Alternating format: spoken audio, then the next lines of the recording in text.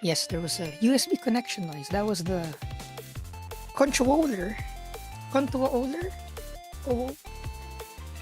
Ahem. Hold on, I'm still setting up. Because I came from a nap again. EP. EPME.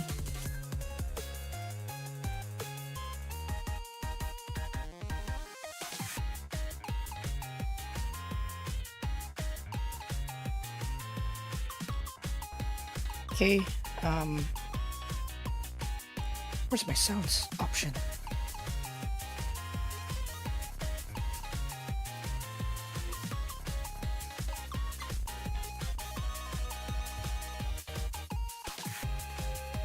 What up, chat?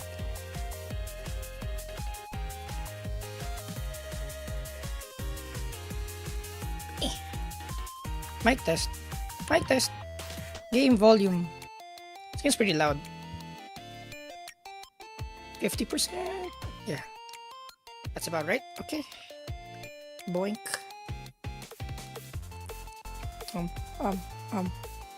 What am I doing? OBS. Okay.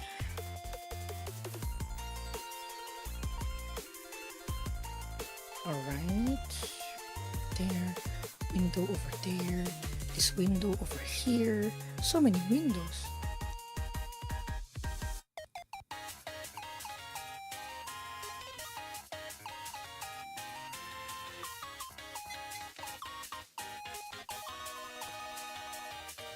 Wow. Check out how the expressions are. They're not smiling so much anymore. I now understand what you guys said when the smiling was like kind of creepy. I reviewed our footage and I was like, oh, what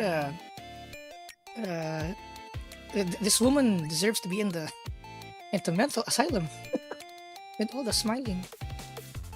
Not that I don't belong in a mental asylum normally, just more than usual. Yeah.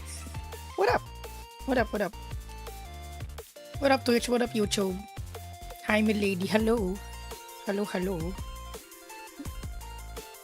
Yeah, the sound looks pretty good. Yeah, we're doing good. We're doing good. Hey, what's happened to YouTube chat? There's so much stream chat. I don't know what game this is, but it still might be interesting. It's pretty good. It's pretty mindless also. Like, again, this is more of a Zatsu stream because you just kind of like move around and we can like chat while we're moving around. Yeah. I wonder who Emmy's Oshi is. Oh yeah. You know, I forgot to mention in the previous like streams, my first Oshi actually is Mori Calliope. But then ever since Mori became more serious with the music thing and less serious about the streaming video game aspect, I kind of moved to Fauna. But then Mori was my first Oshi. It still is technically. I love her music so much. Pretty good music. I love it.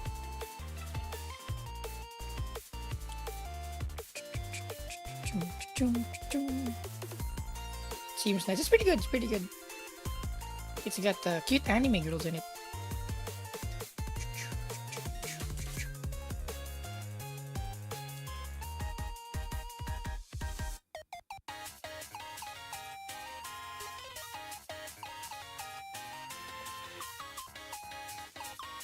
Oh, on mobile. Hello. Hello.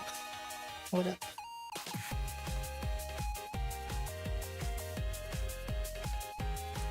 Oh, never stop chatting. To rank number one. Oh, yeah.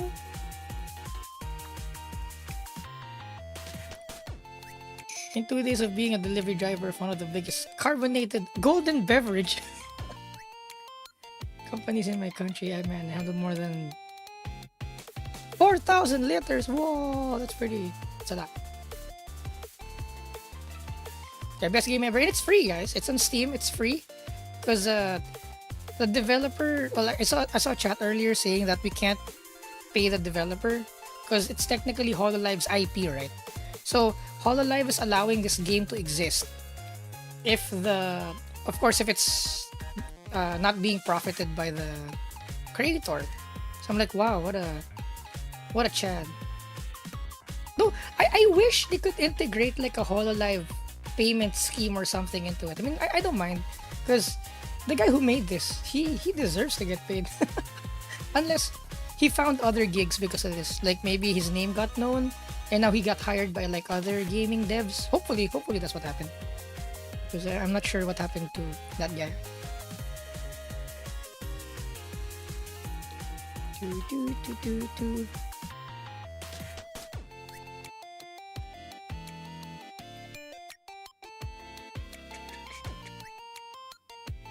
I'm a wolf. I mean neko janai. I'm a wolf. Oh, oh. Sniff sniff. Apparently wolves don't bark. They do a sound, and that became the bark after the humans have like breeded them into dogs. So you guys now you guys know why I sniffle a lot. 'Cause I'm a wolf. Yeah. Yeah.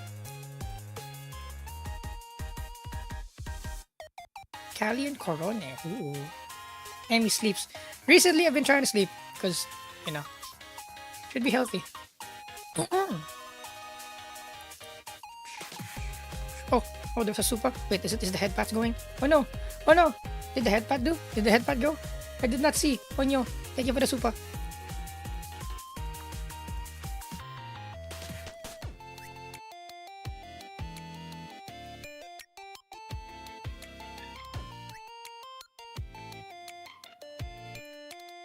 Good insert time of day. How's my favorite werecat car wolf? Oh, be good, be good. I do bird sounds too. Birdie. Multilingual. Yeah, Mori was focused on the music since ever, but then, like, when she started versus now, the amount of projects she has is insane, right? So before, like, when she played, like, Jump King and all that, I was there when she played all of Jump King. And I'm like, no, we're just starting,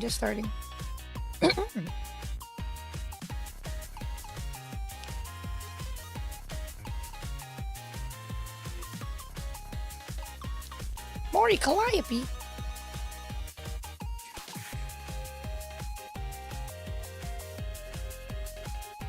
This game feels like I'm committing a theft. Nah, it's someone paid the price, and that's the developer.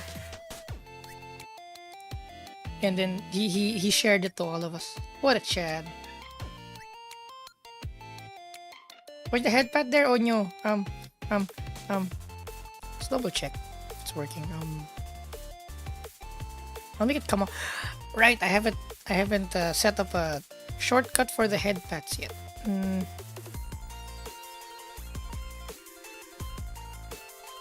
Pew pew pew. There? Did it go? Did it go? Oh no, it didn't. Oh no. Wait.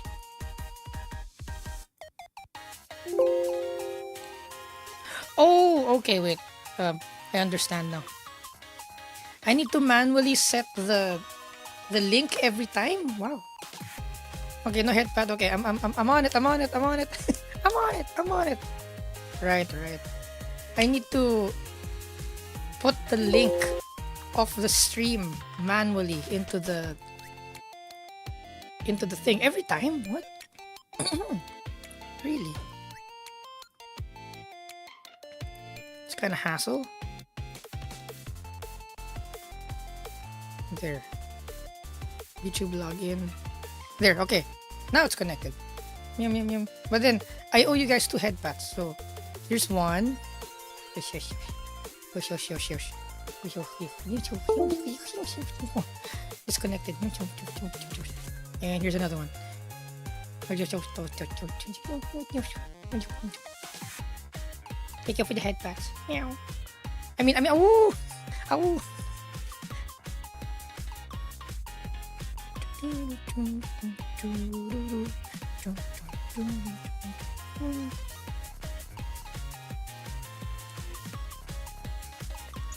So are we ever gonna play the game? I don't know. I'm just staring here in the loading screen because just chill. We're just talking.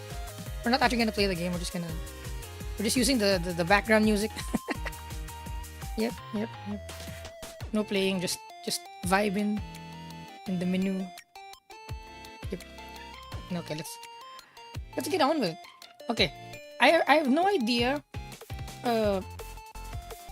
what's different now from before because there we go. A lot of stuff updated since. I've forgotten when the last time I played this game, so we're just gonna play the regular stage just to get me like reacquainted first. Of course, Fauna is my main.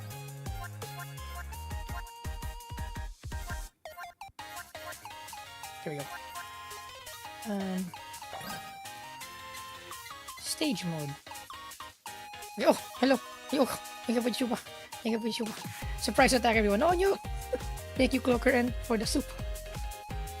Okay, stage mode. Are there new? Oh, Fantasy Island. That's new, I think. Okay. Let's go here. Oh, yeah. So now, even if I'm not looking at the screen, I can kind of look at chat. Let's go. So, the reason why I'm streaming this right now is I originally wanted to do like a Lego stream tonight. Wait, hold on. I forgot. Yeah, okay.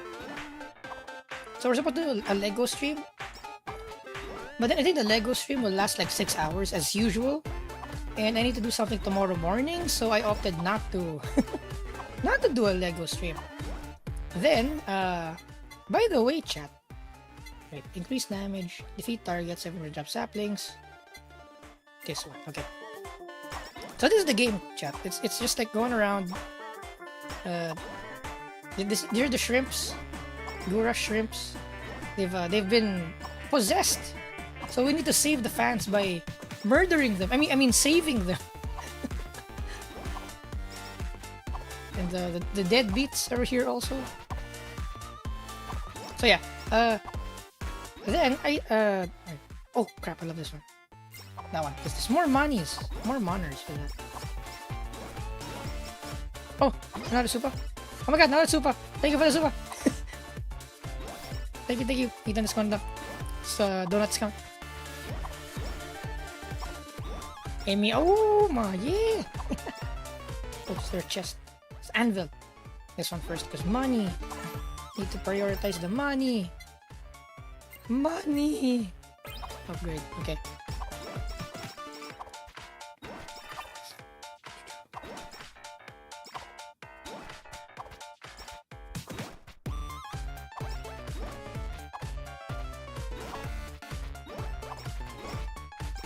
Yeah, I don't know why Callie is being hated. I mean, she's one of the, for me, one of the like more relatable ones out there. Like Callie's so good. Like, why? I never understood the hate.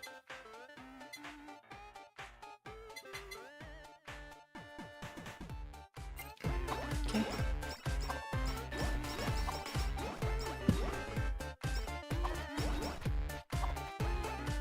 See, I like Fauna because I just go around. I don't need to aim, right? So my eyes are actually on chat, and I'm just playing peripherally, peripherally on the game. Oh. What's this? What does it do?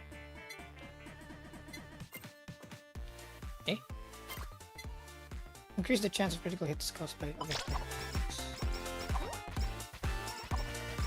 I have a shield, wait. What? Does Fauna have a shield normally? Interesting.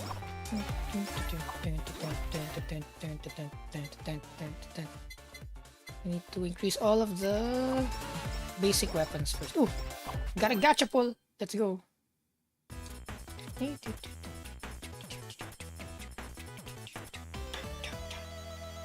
Oh, yes. More leaf. More leaf.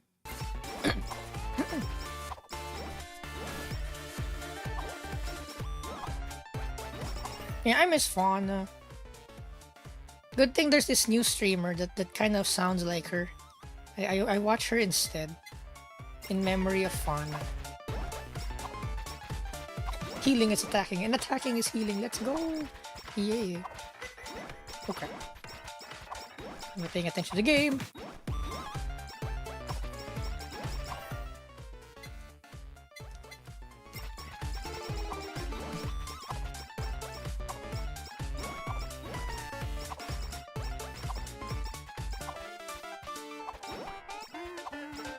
Porting the exhaust manifold.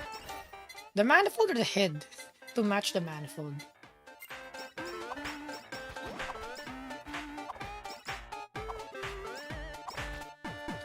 Yeah, Callie does get the most hate apparently. Which I don't understand. Because I'm like, she's probably one of the reasons I got hooked to the VTuber thing.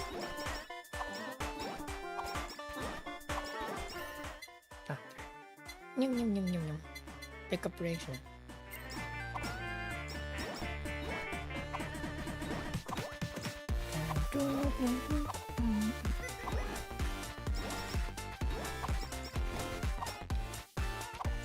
How much money did you gamble on? This game is free to play, and the gacha here is the pulling of the characters. The box we got is a drop, and it'll randomly give you an item.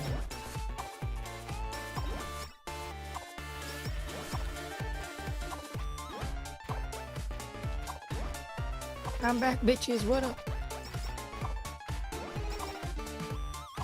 Have you ever planned on building a Technic model? I do, but then money. So one day we'll build a Technic model. I want the Formula One one. Formula One. It's like how much is that? It's like $300. It's like dang, $300. I'ma buy a PC first probably in the next few months. Then we can build the Lego Technic. There.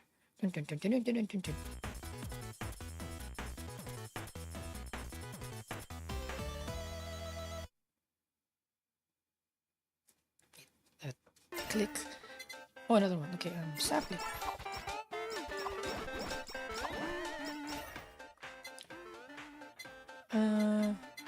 Okay. BL book is good. Yes, you heard that right. It's BL. BL book.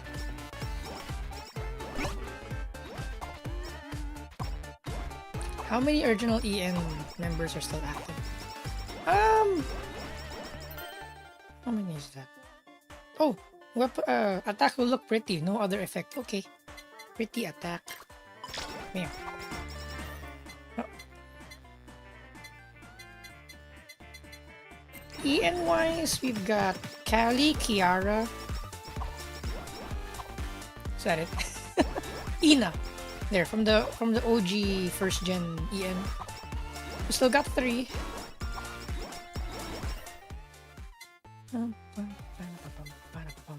Halu. Regular fawn spawn. 5% stronger. But more holocoin. Okay, more monies. My fawn is pretty upgraded anyway, so good.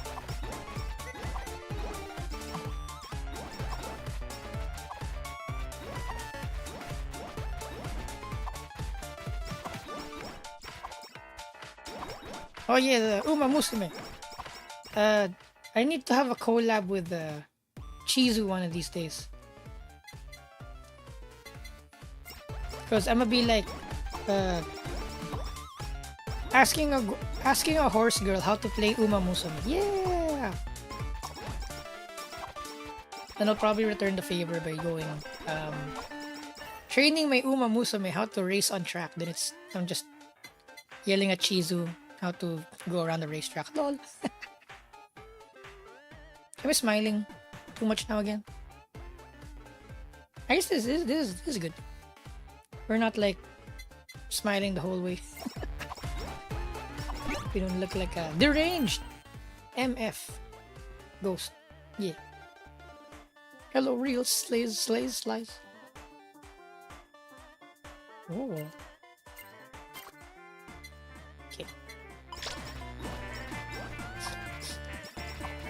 Okay. Sorry, betting, gambling, in-game currency. Yeah, all gambling's in the in-game currency. Oh, there's a boss fight. Not paying attention to the game. I deleted my Twitter account long ago. Yeah, Twitter's kinda... Though, most of them are in Blue Sky now, so... Twitter's becoming... No, but then... The owner of... Twitter's kinda... unhinged. Sometimes also. Oh...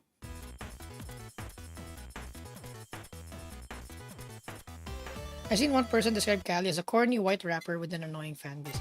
Here's the thing. She's allowed to be corny because do you know who Callie's strongest hater is?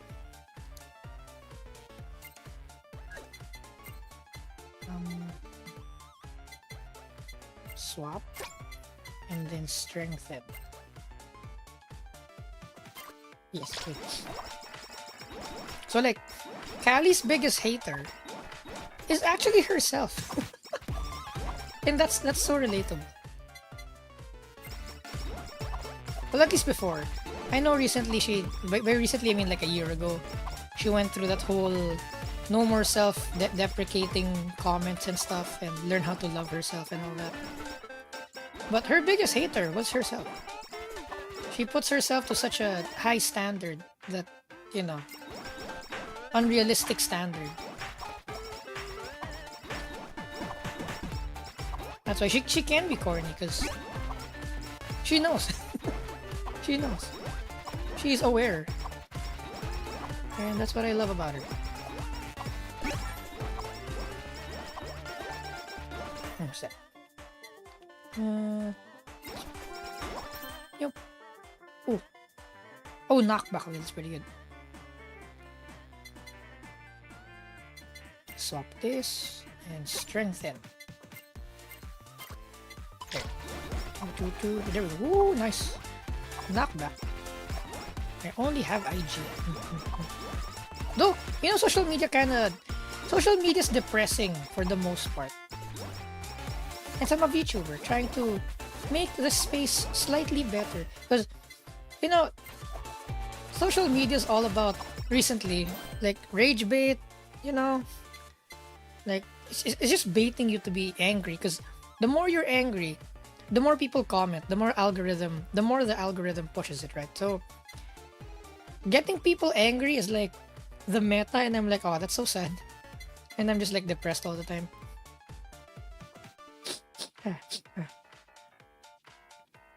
Me. Strengthen. Okay.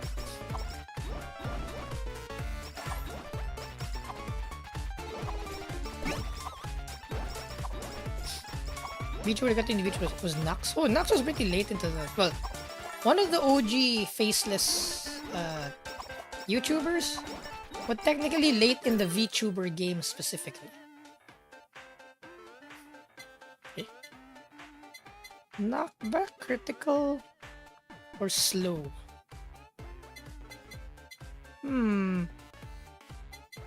Let's level it up. Level this up. Okay. Whee.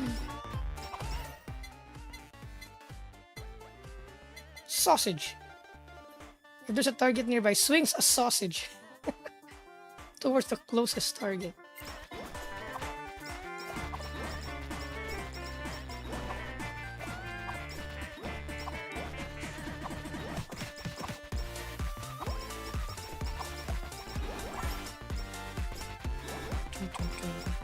Oh! I missed the super. Thank you for the super. Mark it up. Thank you. NFS rival server shut down soon. Oh yeah.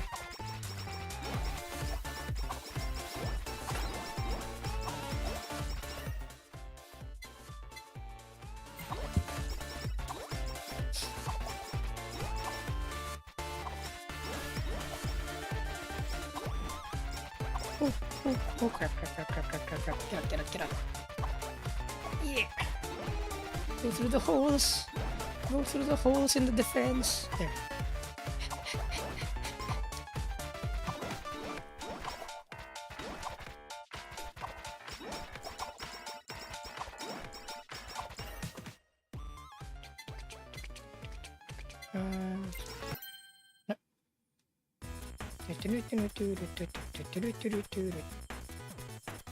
Hold on. I've almost caught up to chat.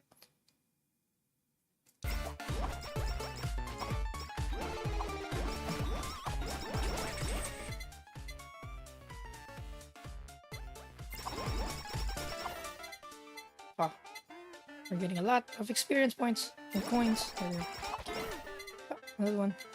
Damn it, game! I'm trying to read chat here. Stop upgrading. Stop progressing, game. I'm trying to talk to my chat.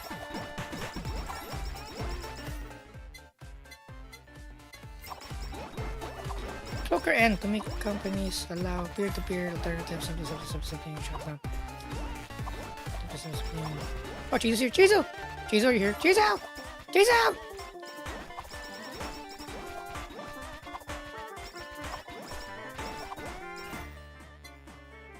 What? Someone tried to stop anime? What the hell? Anvil. More money. Oh, it's maxed out. 6. Huh, which was the collab again? I guess it was this one and this one. I forget which one.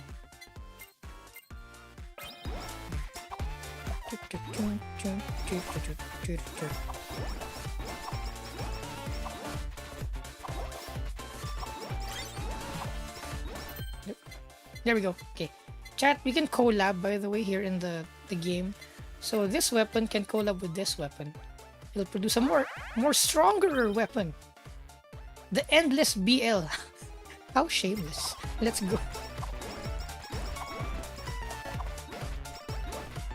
Anime and video games are art. Yeah. It is art. I mean, what else would it be? Oh. More money. More monies. I'm a wolf.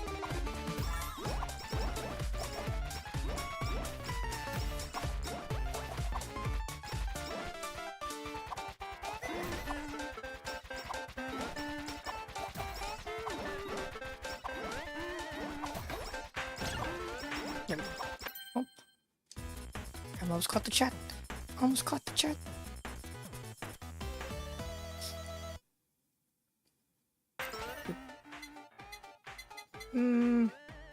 Spider cooking, I think. It's a good one. AoE.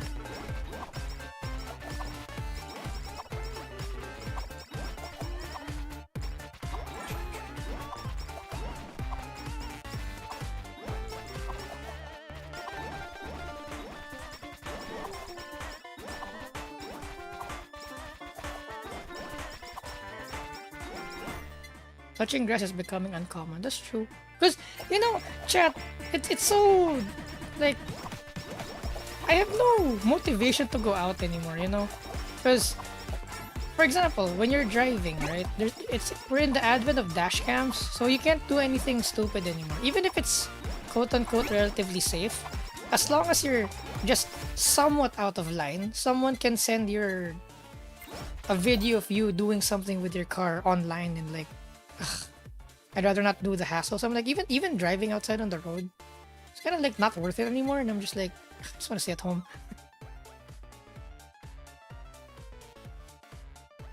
Huh? Stamp? What does the stamp do? I'm curious. So I'm gonna swap.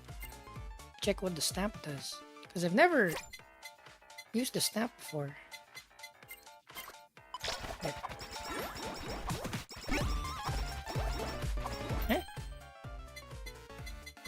Upgrade this. Okay.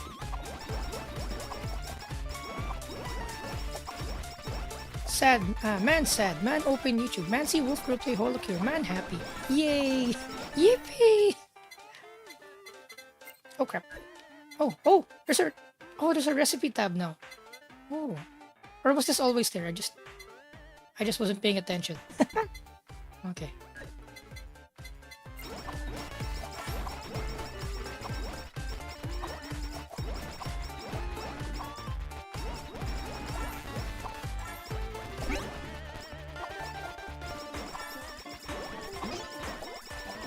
Oh.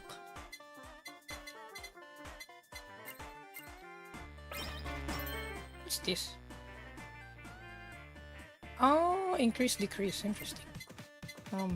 Strengthen. I can't go to chat. The game keeps on. Damn it, game. Fine. Dang it. Ooh, reduce the time between attacks. Now just sell it. Where's the stamps? So many things happening on screen, I have no idea what the stamps are doing. Or mushroom, what does the mushroom do?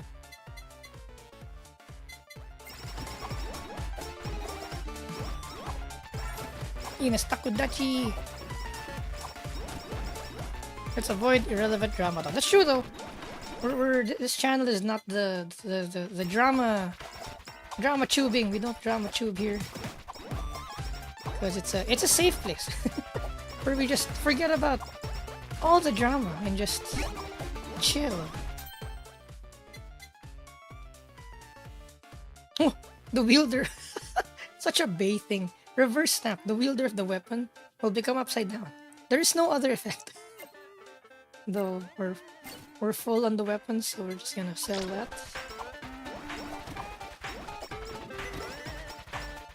Oh no. No.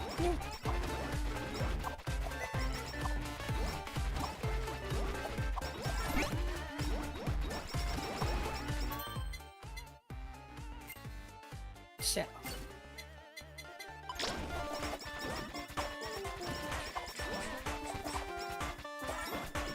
Yeah, just stay inside the house with a good old PC. Holocoins though. Okay, swap this out. Strengthen. It's all about the manners. The manners. Sell this one. Yeah. I miss doing my dailies. No, not the dailies. Evil 8 wheels and a Mitsubishi Magna wagon. What's a Magna wagon?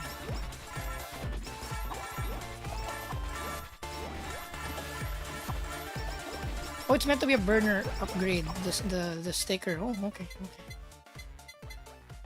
Bam.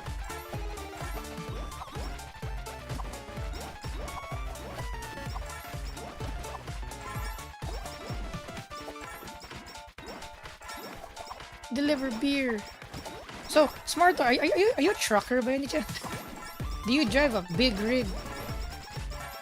That's so cool.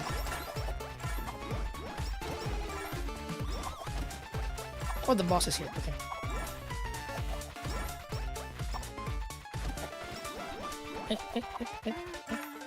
Wait. No. I activated something. Oh no! I activated something. Here.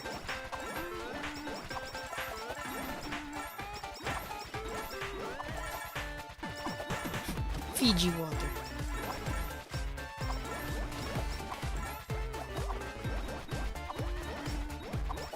I lost my third place. No.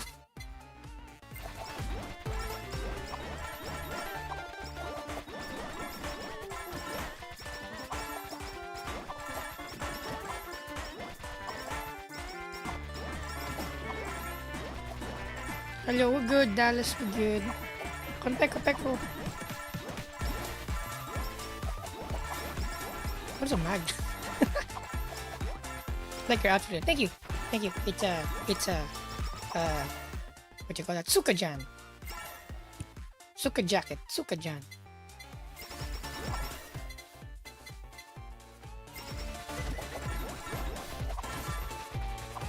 Not the one who drives, unfortunately. Oh, sit in the passenger seat and drop the stuff to all kinds of places. Ooh. Cool, cool. Kontayo, kontayo. I want to hear Reedus, what's his name? Norman Reedus say. Oh crap, we're gonna die, we're gonna die. Not paying enough attention. Where's my shield? Oh no, is the shield on yet? Oh crap. Oh there, we have a shield now again.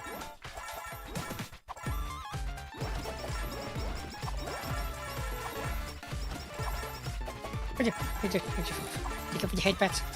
Appears on top speaker. Hello. Thank you, Clocker, for the super. Okay, so my stand on the don't kill games thing, what do you call that? Is actually I don't have a stand. Lol, because I've not researched it. I don't know the exact details. But the thing is, yes, once a video game has been purchased, I believe that the one who purchased it has the right to use it indefinitely. What's this? Ooh, this is new. Okay. Oh, golden anvil. We can do a collab. These two. Okay. Collab. Oh yeah.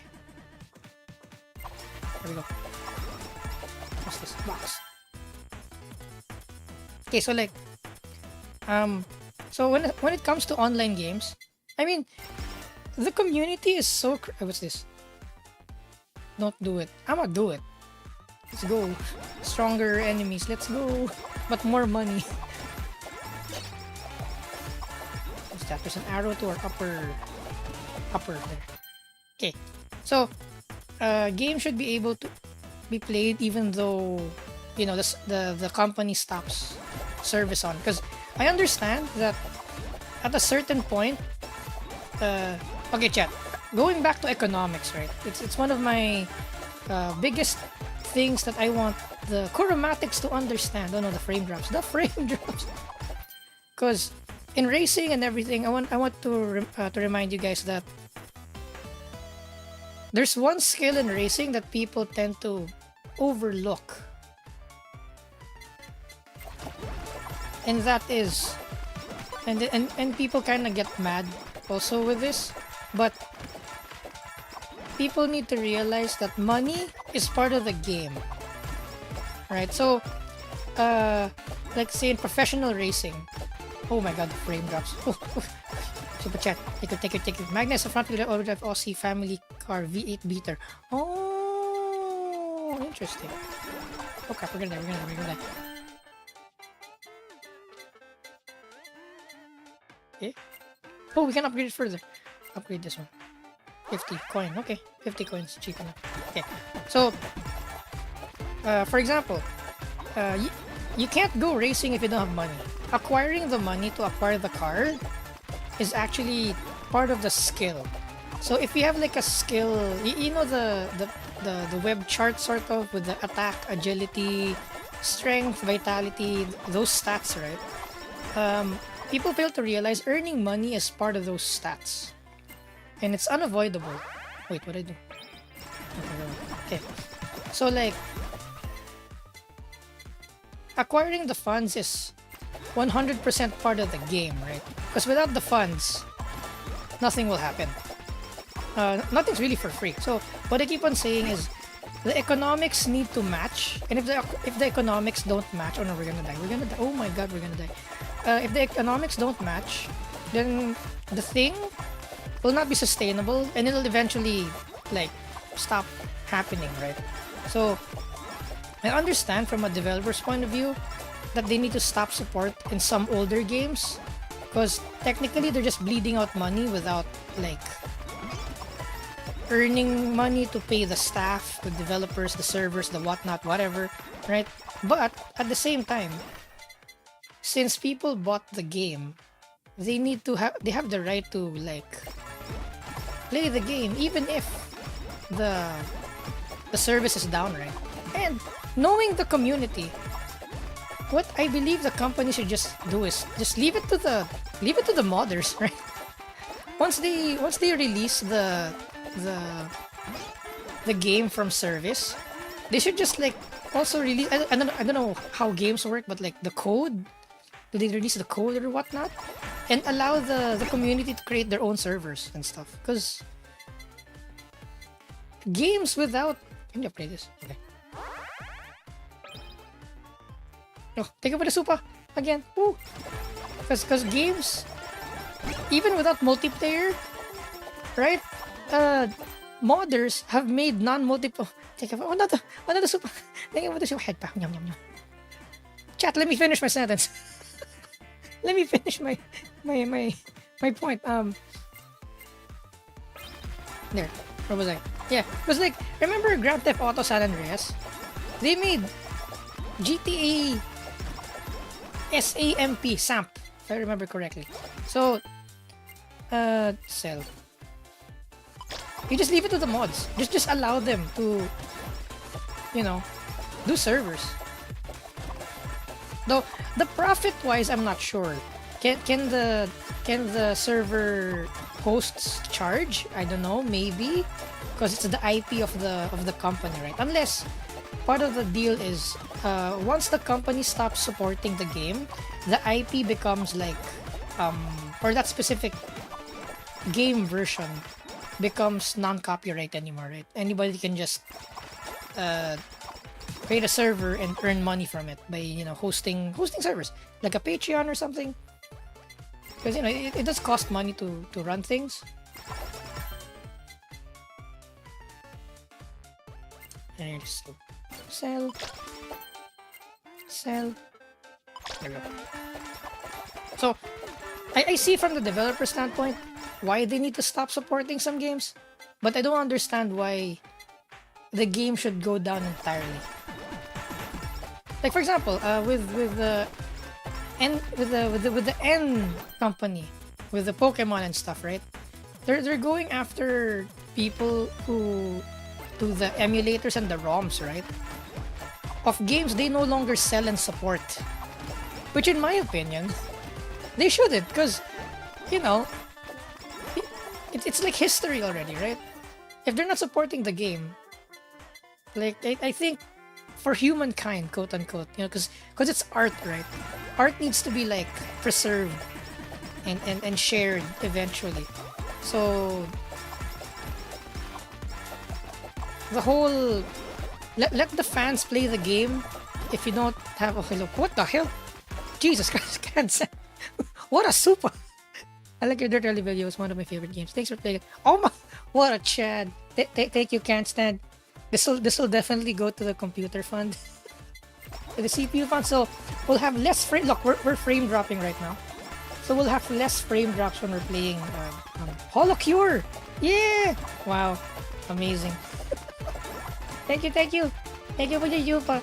I appreciate it. I cry. Oh. Thank you.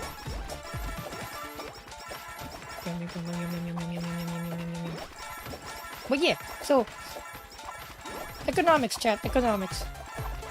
Like how, thanks to people like Canned Sand, we get the Emi Kuroma channel running. Because making car content's expensive, and if we don't start to have the economy to back it up, we won't be able to make content, and Emi Kuroma will have to get a day job, and Emi Kuroma can no longer stream if Emi Kuroma gets a day job. You know what I'm saying? So yeah, thanks guys. Woo!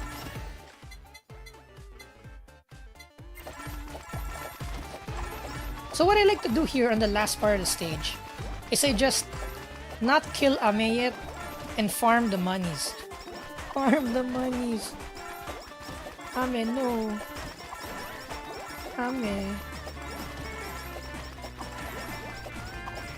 My favorite Amy drawer lap is that she was in economics. Yes, I'm a economics major, by the way.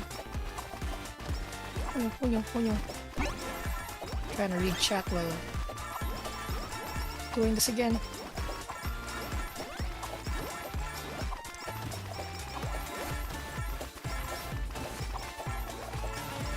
Oh, listen, what the hell? Bro. What the hell, bro? Bro, are you sure, bro? Are you sure? Jesus Christ, bro. So, thank you. Thank you very much. I'm honored. This will go to a good cause, I promise, but damn! Damn! What a what a Chad. Increased damage. So yay! Chat, we're so much closer to the computer now. Yay! Alright. Dang! Dang! This is something else. Damn! Thank you, thank you. There's a sausage. Oh, there's the sausage! Chat, do you see Fauna's sausage? Oh, there goes Fauna's sausage. Wait, we might actually lose the game. Let's start damaging Ame. Body pillow, because we need a shield now. We're being overwhelmed. Ooh, ooh, ooh. Oh crap. Oh yeah. Wow, I miss extra. Oh yeah, we have the durable item thing that makes the enemies more durable. Right. Just need to... Come on, Ame. Go down, Ame. Oh no. Eee! The Ame body slam. Small Ame. There we go. Got him. There we go. How much money did we get? Yay, we got 30 plus K. Nice. Amazing. Thank you again. Woo! Amazing.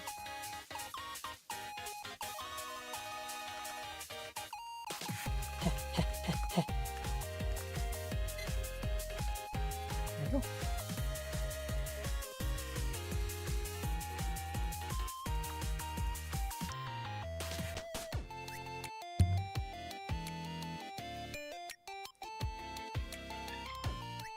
They're dancing on my grave. Oh no, Sadu! Oh no! The government of Australia doesn't have enough allowance. Oh no!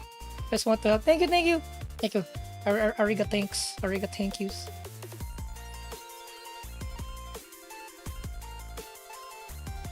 Hold on. I saw another super. Wait, I'm reading chat. Hold on.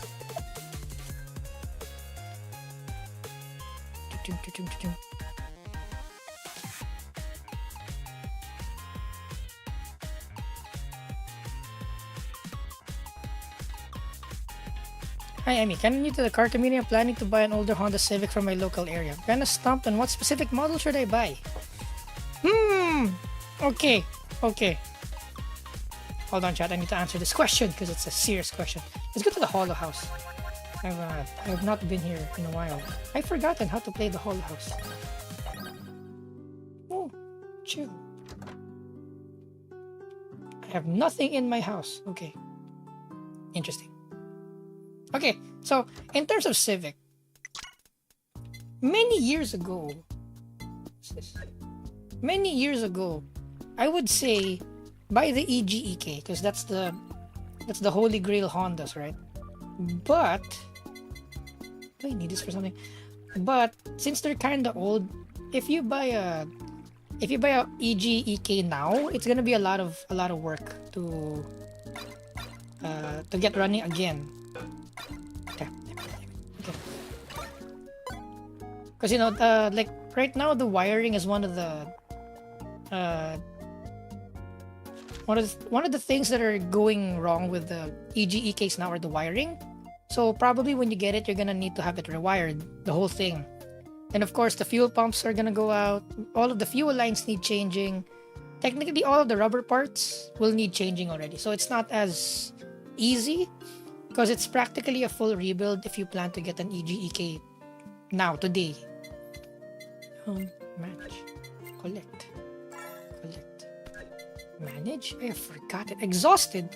Oh yeah, we need to feed them. Right. Potato.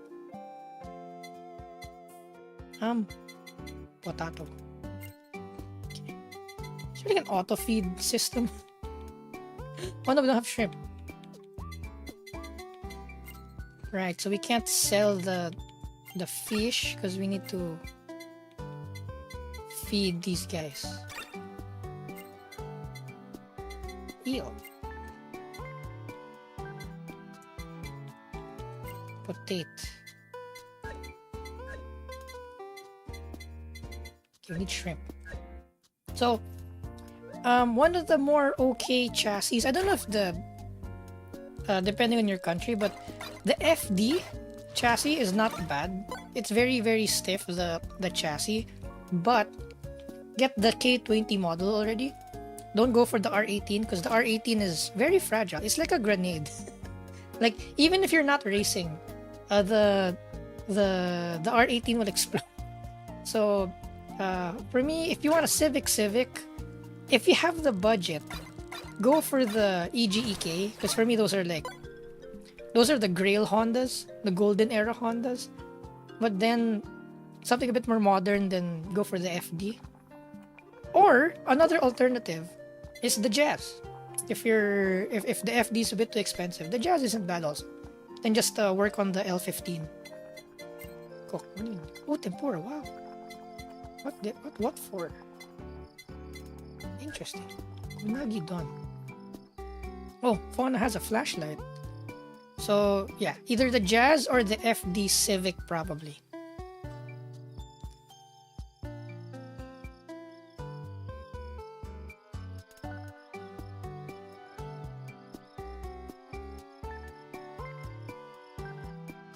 Yeah, Can, make sure it's okay, Can, okay? To do this. It's quite a sum. What's this game about? It's about Hololive characters killing. I mean, saving the fans. Raft. What are these for? Though, required materials. What do we get from the Holo House? Oh, what? Strike. Oh, whoa. Stone. Okay. It's Minecraft now? This game is Minecraft now? Did not know. Oh, it's too fast. Wow. No. Dang it. Skill issue.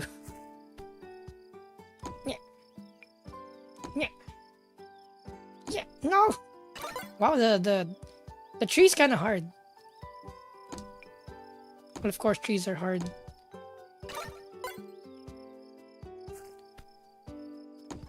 No.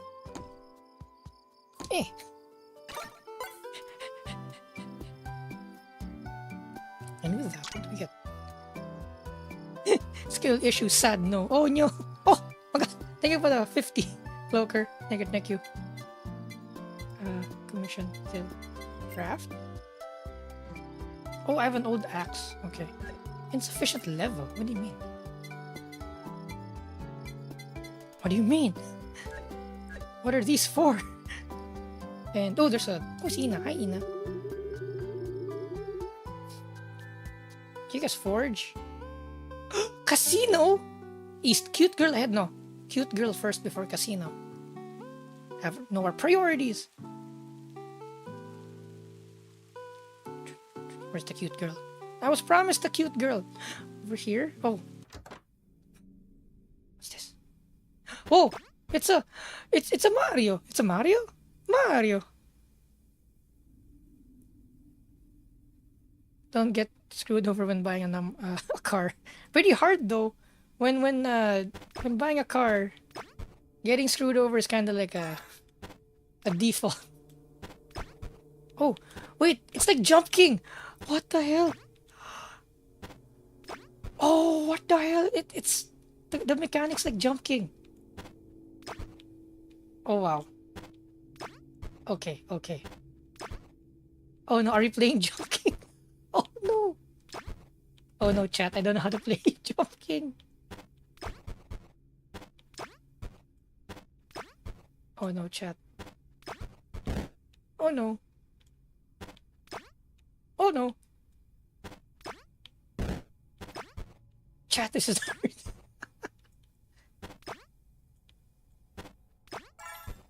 Oh no. Oh no, chat. Oh no. Why is this game mode here? I won't be able to read chat anymore. Oh no. Oh no. Oh no. Oh no, I'm getting addicted. Chat, I'm getting addicted. Oh no. This is bad. Can't even.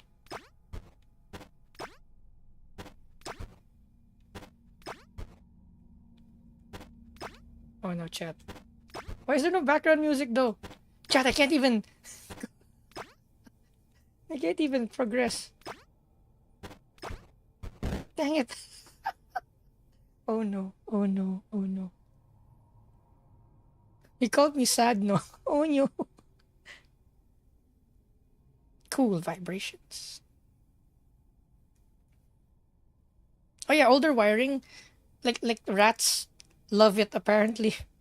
So they're gonna chew on it. Though even though the rats don't chew on it, it's still like the wiring is still bad because right now the EG that we have is has ignition issues, so it just shuts down randomly because the spark plugs like the signal to the spark plugs just go away.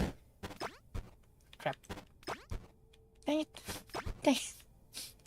Then on the EK, the starters sometimes work and sometimes it doesn't, and we don't know why. The starter is good, but sometimes it works, sometimes it doesn't. So every time we need to start it, we have to like damn it, I'm too concentrated. We have to like come on, get in the hole. We have to like manually use the manually bridge the connectors on the starter under the hood. So we need to open the hood, then we bridge the we bridge the connector, and we manually close the circuit on the starter to get it starting. And of course the weather seals, the the bushings, all of that, it's all probably gone. So unless it's already been like oh crap. Unless it's already been like oh no. So unless it's already been like re-restored previously, then it's gonna be hard. Unless it comes from a friend. Let's say a friend of yours is selling the Civic and it's been restored already, and then that's probably a better idea. Want an EK9 so bad. Yeah, it's so good. EK9 is so good. The EK9 has been sold, by the way. Okay, crazy thing. Okay, I'm going back to the other game because I can't chat with you guys. Place checkpoint. Oh wow. Okay, I'll save and quit first. Let's play the game. Because the crazy thing happened, chat. That specific EK I bought that I drove in the video. The owner of that now has a Land Cruiser. Why am I saying that? What does the Land Cruiser have to do with the EK, right? All right. Here's the thing, chat. Someone straight swapped a Land Cruiser for the EK9. That's how much value the EK9 now has.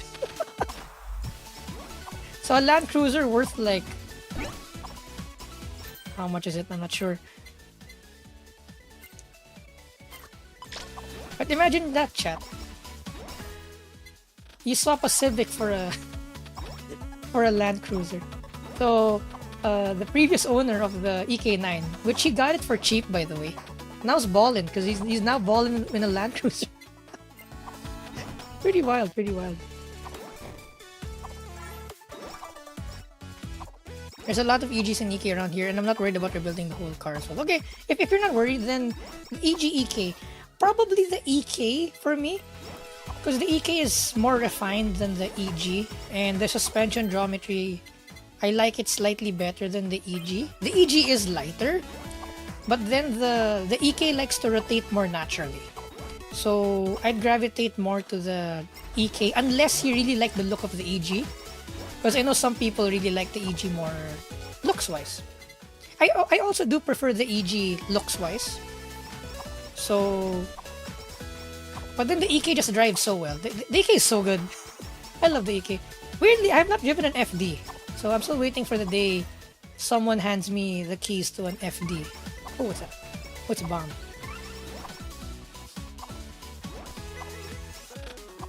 The EG is somewhat more resistant to rotation. Or at least the EG we have. I don't know if it's like... if our chassis is just old.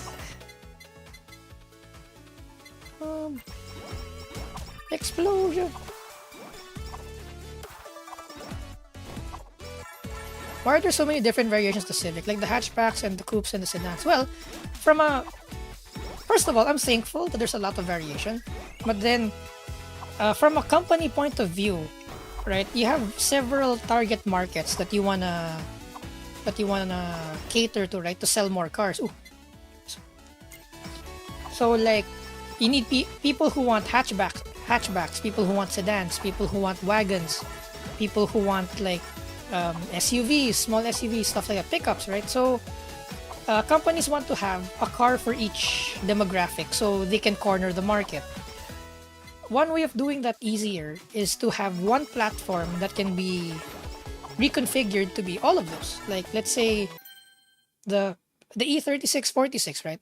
There's the wagon version, there's the coupe version, and there's the four-door version.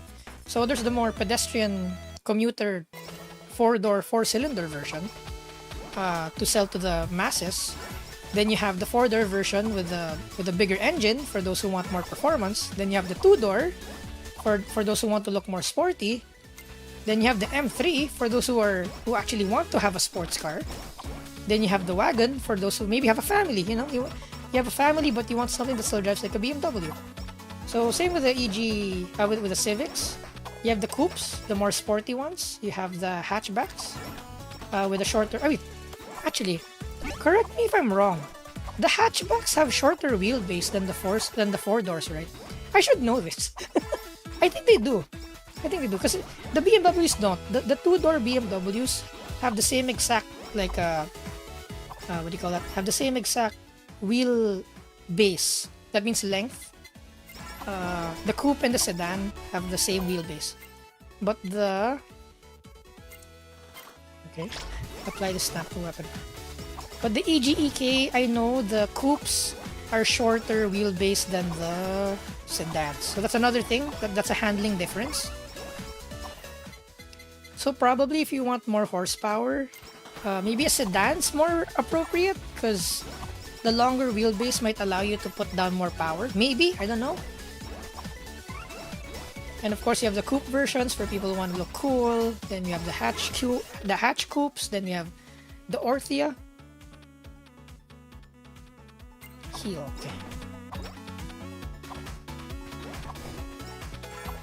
So you get to cater to a lot. So if you're like, you live alone, and let's say you go to college, then a hatch might be good, since you're not really carrying a lot of stuff, and you don't have a family yet.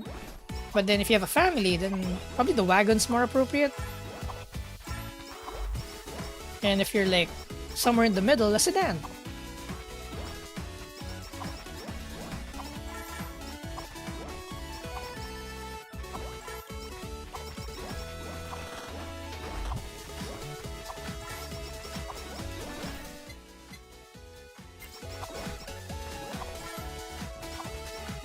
Minimum wage after tax for Livonio. Actually, it's not. It's way above minimum wage here in the anime world. Lol. I should say my part of the anime world. There's a lot of parts of the anime world because, like Caddy lives in the underworld, and there are different parts of the underworld. So I live in the anime world, but in a certain part of the anime world, yeah, I'd kill for a rear wheel drive.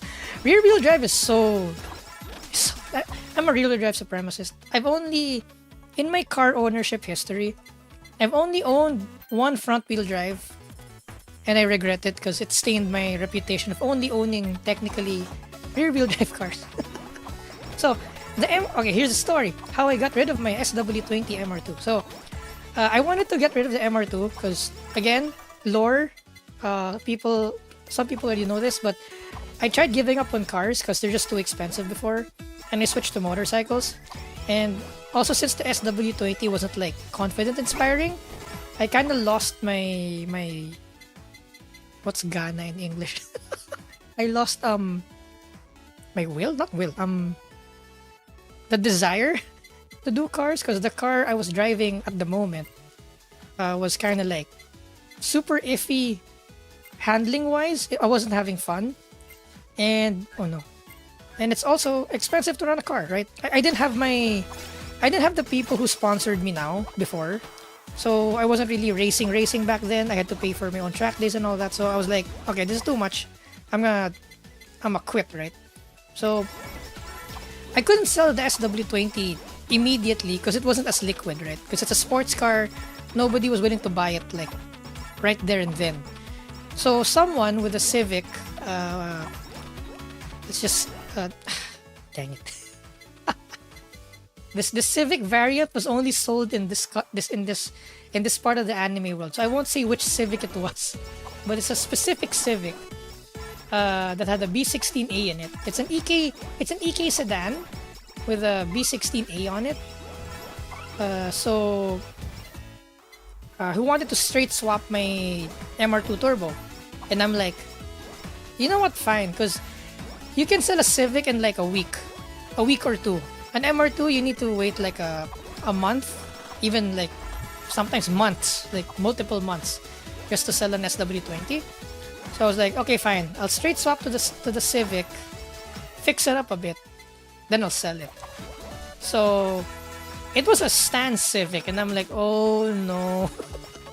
The underneath was a mess. The bushings were bad. The exhaust was really bad. The exhaust actually lost power. So when I swapped back to a stock exhaust, I found the stock exhaust manifold for it, headers. So when I put the stock headers back, it gained power. I'm like, wow, amazing. So it was a horrible example, so I'm like, I wasn't proud of owning it, but I was able to sell that and buy a motorcycle. So technically, I had a Civic. I almost said the model. Whoops, almost doxed myself. Not that I don't dox myself all the time anyway. My English. English. Thank you. Oh, we got the $3.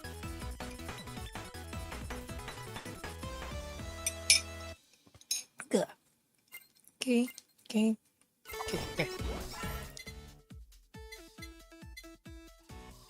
it, we don't have the collab weapons.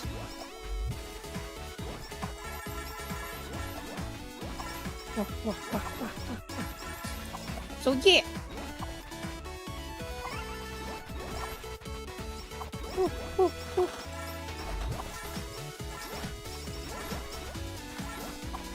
S2000 man, oh man, I love that car. Yeah. You know, I'm sad I wasn't able to drive a proper S2K because I mentioned the other stream I drove an S2K before, but it's like it was on 18s. And I'm like, oh, it's so heavy. It's so sluggish. I'm like, ah. So I wasn't able to experience the peak S2000. But in theory, on paper, seems really good.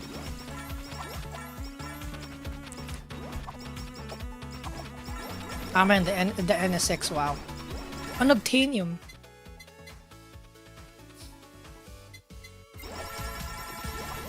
Imagine Emmy in Minecraft. Should we do a Minecraft thing? Or no, wait, I really do want a Minecraft server. Do you guys want a Minecraft server?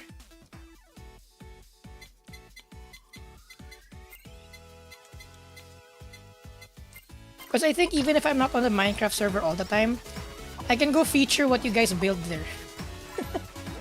Like we can have like a... Whenever someone builds something, put like a sign on the side. So we know who to credit and we're like, wow. Look, the chromatics rebuild a 1:1 scale spa in Minecraft. Amazing. Because I wouldn't be surprised if you guys did that.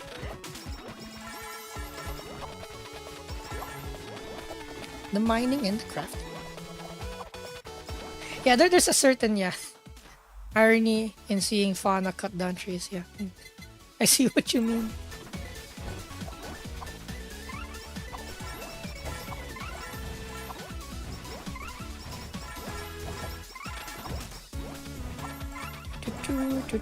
Emmy, stop banging your head on the wall. I can't stop it.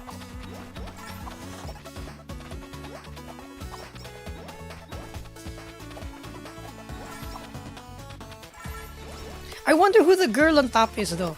So now I want to do it. But we'll do another stream for that because the stream right now is like I intended to be like more of a chatting stream.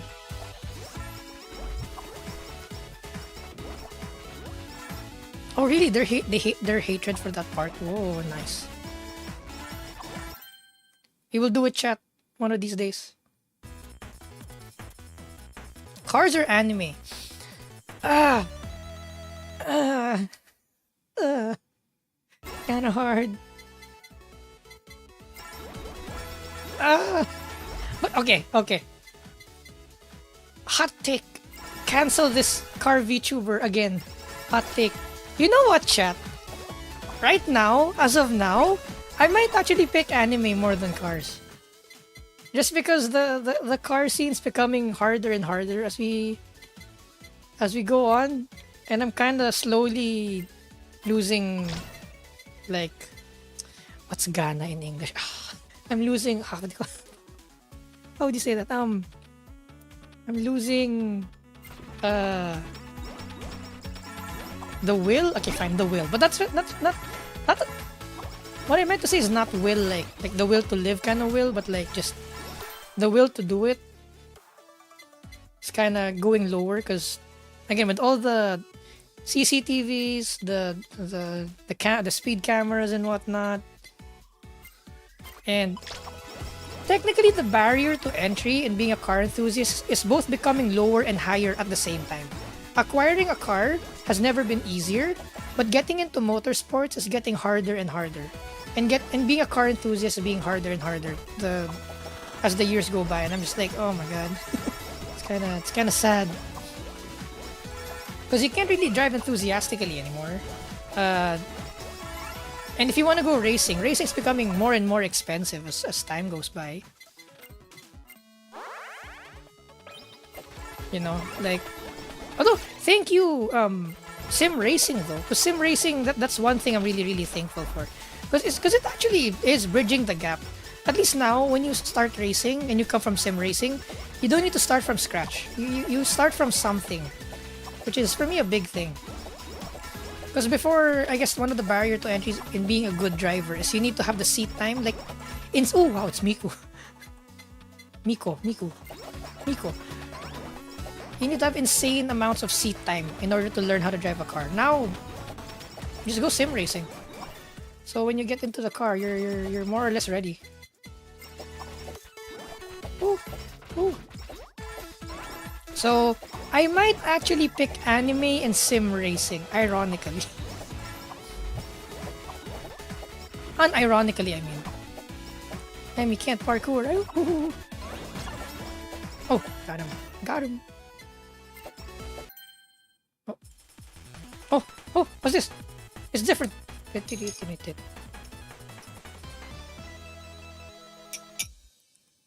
Ooh, attack damage multiplied by 1.5. Wow, that's pretty good. You heard her, chat. Get in the hole. Oh no. Amy should play Getting Up. I want to. One of those games. Like the Jump King and all that. I wanna. Let's schedule it. Yeah, we have a Discord chat. We have a Discord. Y'all can hang out there. With your fellow chromatics. And the the dyslexic bark plug. Bark plug.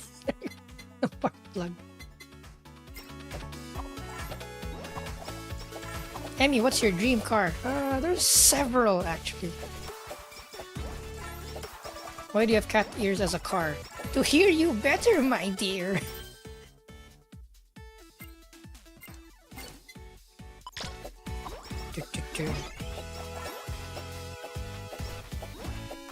I was listening to your stream while installing a new window. Installing a new window?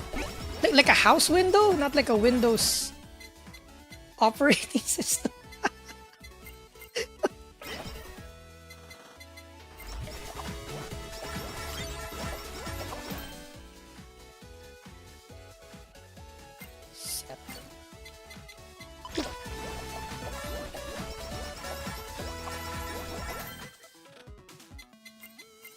Damn it, I can't talk to chat because the game is zooming. Yeah, M3 touring if you have a family and you're doing stuff.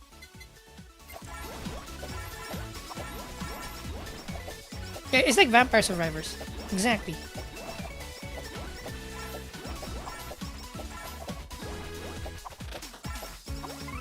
How about the entry level? Yeah, even entry level, because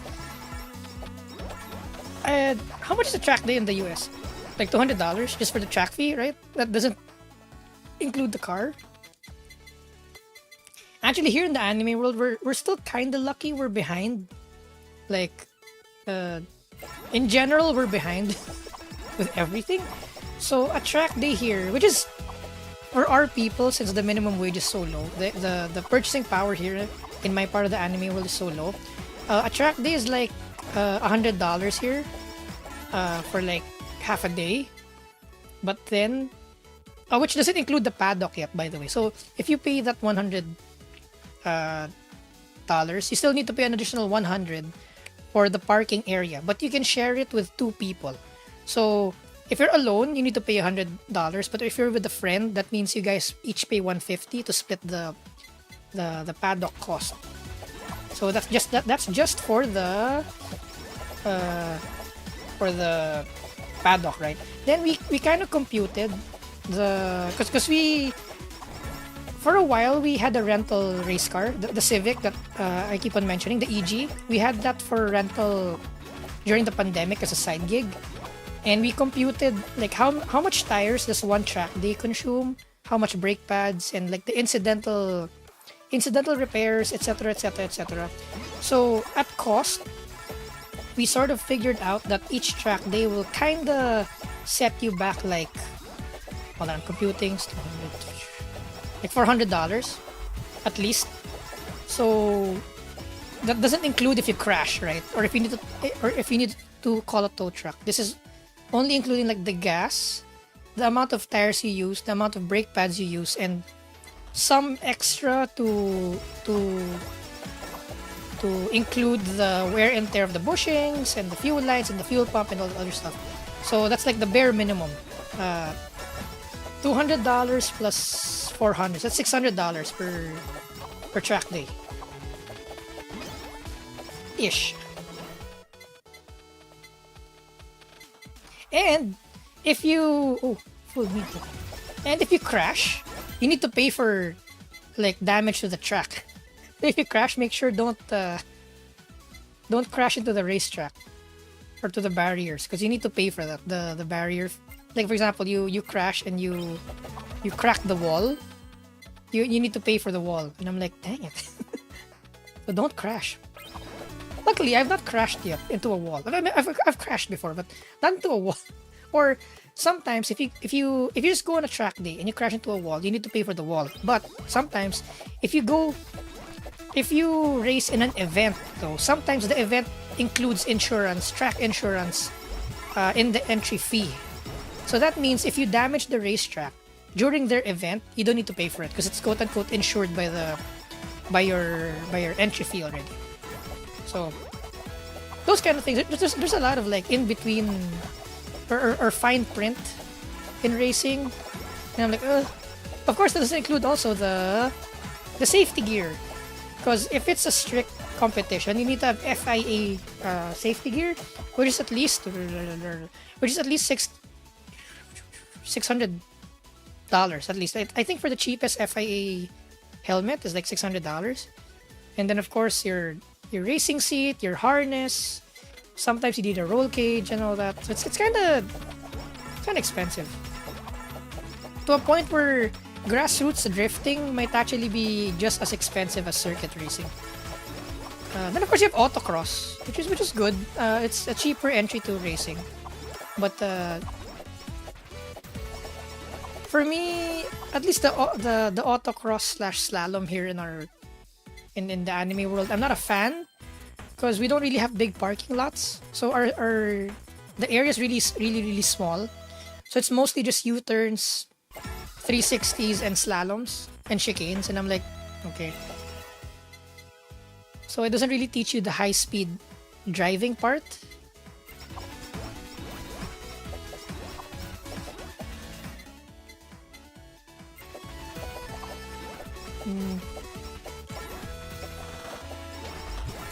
Getting over it and only up. Ooh. Getting older cars is 70% of the battle.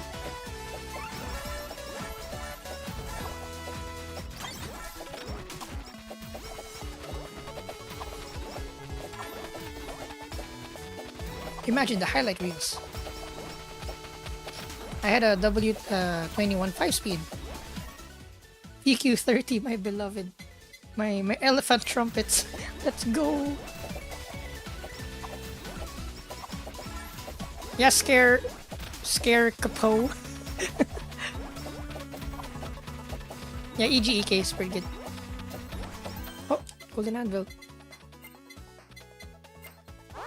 There we go.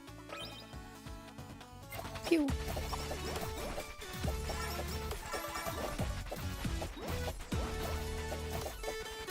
Alright, Tubio, thanks for dropping by. I'm a wolf. Oh, I'm a wolf spirit. I'm a yokai. That's the lore.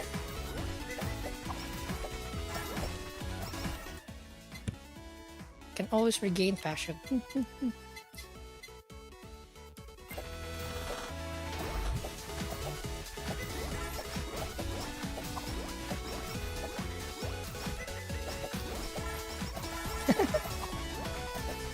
I didn't say anything specific, so it's okay. In the doxing part, it's fine. It's fine. It's Gucci. It's Gucci.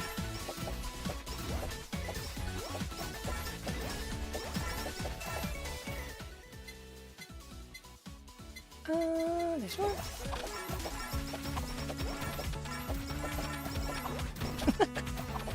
Almost doxing myself every stream. See, you gotta live on the edge, you know. Gotta be at the limit. If you no longer go for a gap that exists, are you still a race car driver? Something. Artinsen.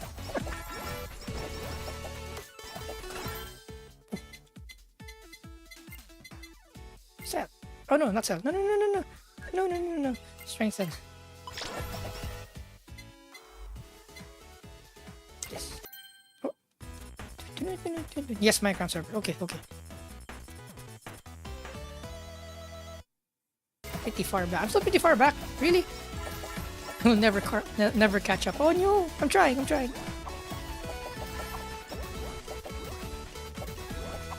Emmy cancelled Kurum. Always with the hot takes.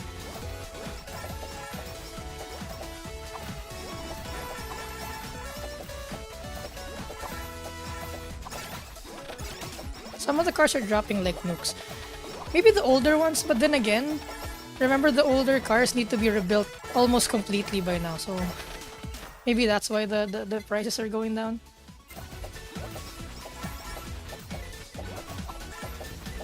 I don't know where Fauna is. So the screen is just populated by the fans.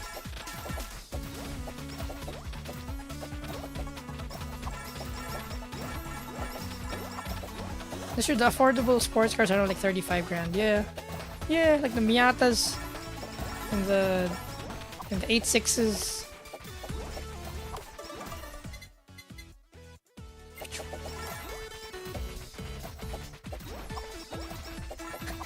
This happens every stream. I don't get bothered all day, then Emmy starts streaming and suddenly has to do everything. Oh no! Is this Murphy's Law?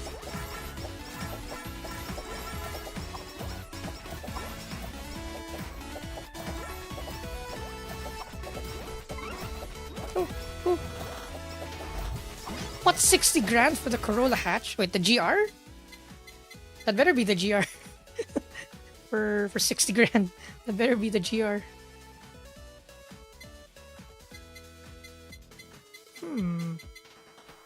Hot dog. Sausage. Oh, ouch. Good sports car in my country is like 100 grand. Dang!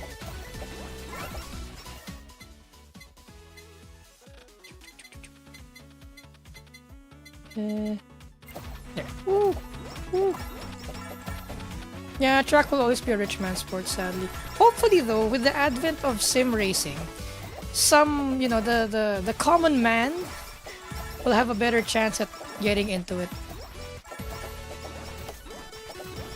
Because at least we can now scout talent without the spending. And a lot of the ASNs what is an ASN? Like the AAA, JAF, FIA. At least they're looking into the sim racing seriously now. So there's now I think globally they want to have a ladder. So if you're a sim racer and you're a good sim racer, you can either one proceed with a sim racing ladder and be a professional sim racer, or transition into real cars.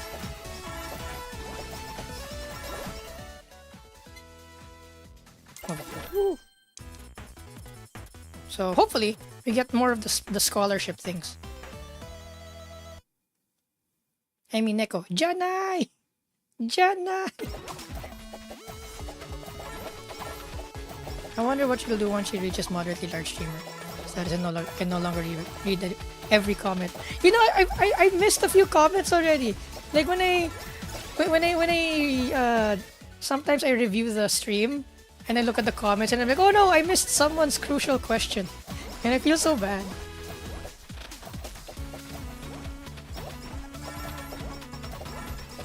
Where's my mouse? Oh no. No. Game, don't dare. Okay.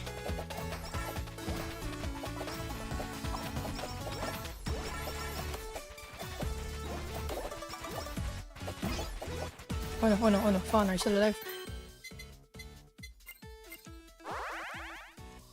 Moink.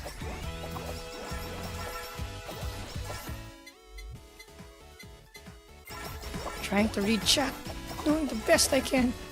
Emmy streams at 1 AM where I live. Ooh.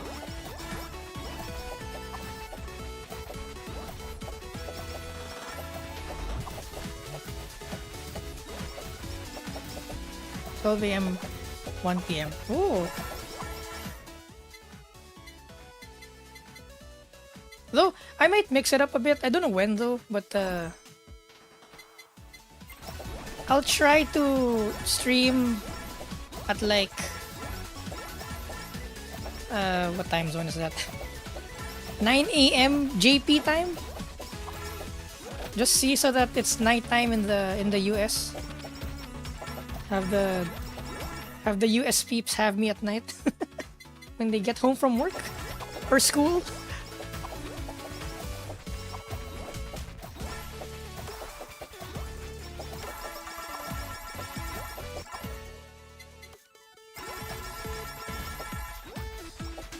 I'm a wolf. Oh. Will I start should I start skipping? Oh no.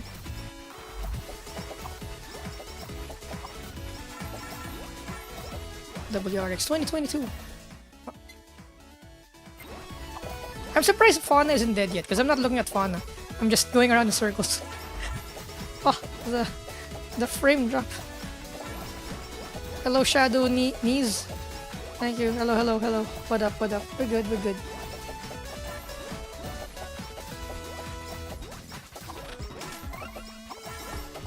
Ah yes, the whole take the fuse from another component. Oh no, I need to be moving all the time. I'm at the point where I would rather buy a shit box and pour money. But compared to what though? Like buying a new car? For me, I'm kinda on the fence about it.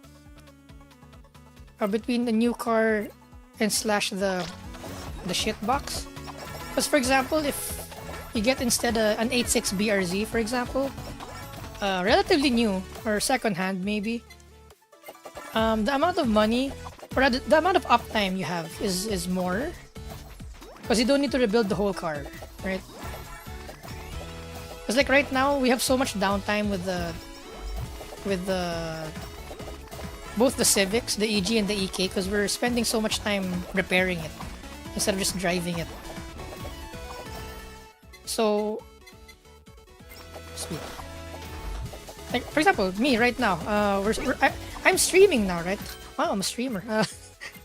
I have less time to work on the cars, so having a car that just runs is like an advantage. Speaking of, the reason why I streamed tonight. Okay, I'm going back to why I'm streaming tonight. At first, it's supposed to be a Lego stream, but is that A-chan? Oh my god, A-chan. At first, it's supposed to be like a Oh crap.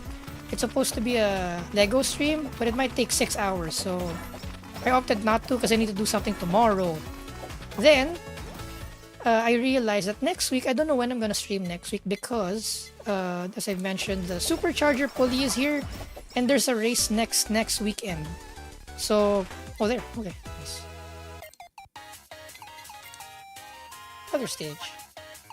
I love Fanya because you don't think, you just move around. Halloween class. Okay. So I'm not entirely sure when I can stream next week. Because tomorrow night, Sunday night, I'm already sleeping over at the shop. So that Monday morning, we can start on the car immediately. Put the upgraded supercharger pulley on and increase the boost. And address some other things. Brake pads, brake fluid. Pretty much race prep the thing. And we might one of the next mods for the E46 is a limited slip differential. So we also need to open up the differential housing next week to make sure we know which differential we have. Because the racing diffs sell clutch type differential upgrade kit. So if we buy that kit and we open our diff and it's apparently a viscous or a helical, and it won't fit, so we're gonna double check first if the differential we have is the correct one, etc, etc. So I don't know how many days I'll be in the shop. I might be there until like Wednesday, so maybe I'll stream on Thursday. Not even sure about that. And of course I still need to tune the car, so I might actually tune it on the dyno instead. They kind of increased the amount of traffic cameras they have in the anime world, my part of the anime world, so I don't know if I can still street tune. I'm like, dang it. I think I need to tune on the dyno now. Dang it. I don't want to though. So no street tuning for me. We go to the dyno. Good thing dyno here is not that expensive. Still expensive though. It's like $100 per hour. But then I should be able to complete the tune in an hour. So that should be believable.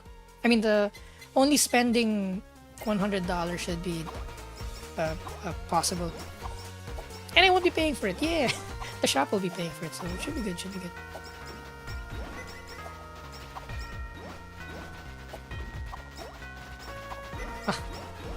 Got a ticket for broken headlights. Labor is free if you're willing to suffer. No! Suffering!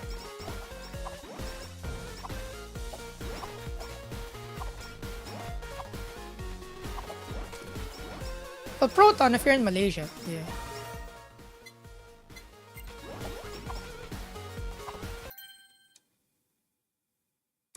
Yeah, cheap is too expensive in this economy, especially when you say cheap cars. When you say cheap cars, it's still pretty dang expensive. There we go. I need these two.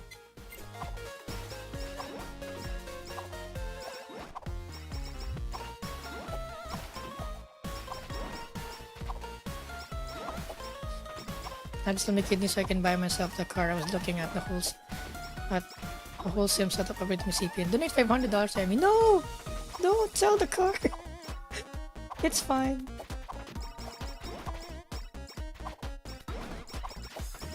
Proton Weira. That's technically a Lancer underneath, right?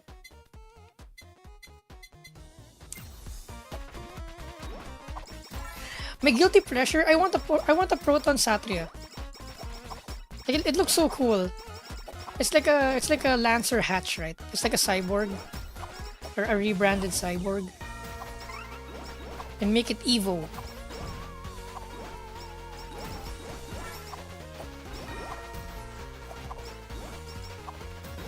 Oh, I do have a 22-year-old shitbox that we sold last year since it was kind of pain in repairing. That thing over and over again. True.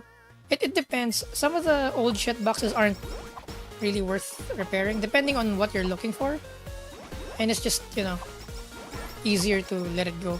Okay, one more one more thing, chat, when you're buying a new car, not a new car, but when you buy a car in general, if you want to keep the car for a long period of time, one way to know if the car is going to be like possible to keep for a long time is make sure it's being used in motorsports or some sort of hobby, right? Because let's say the Land Cruisers, the Civics, those kind of cars, right? It's so amazing that even now there's support. The Miata, because there's a following, right? But then let's say the Nissan Maximas, the Camrys, not as much support, right? The Prelude, the what other cars are good examples? But yeah, those cars are harder to run to make run now than the Civics, just because the support isn't there. There are less people like making reproduction parts and all that. There's less people who keep them running. So one way, if you're buying a car and you want to know if that car is going to last you almost forever, is to make sure that car is being used in motorsports. Because if it's being used in motorsports, you're in luck. That car is going to last a long time. Motorsports slash like other sports, like off-roading, overlanding, stuff like that. I admire your commitment, Emmy. Hats off to you. Which one? Which commitment? I'm committed. I may just be addicted. Committed and addicted might be different things.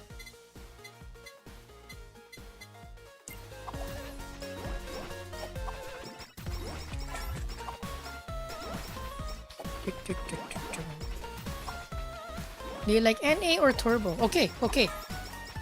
It depends again on the application. If it's a street car, I prefer a turbo all day, any day. If it's a race car, again, it also depends. I think I'd rather have an NA, but then people don't realize NA engines have their own like problems. Because people think like, oh, turbos are unreliable. They're unreliable if you build them unreliably, but turbos are very reliable if you do it properly. Kind of complicated, but if you do it properly. Hold on. I'm gonna drink Coke here. Hold on. Need to lubricate the voice box. Because here's the thing, chat. If you build a high-strung, naturally aspirated engine, that engine isn't reliable either. There's less components, but the amount of stress that the engine is in is pretty high, because you'll be running really high compression ratios, right? So you will experience knock if it's not tuned correctly. At low RPM, there might be some knock. That's what we experienced with the EG build we had recently. That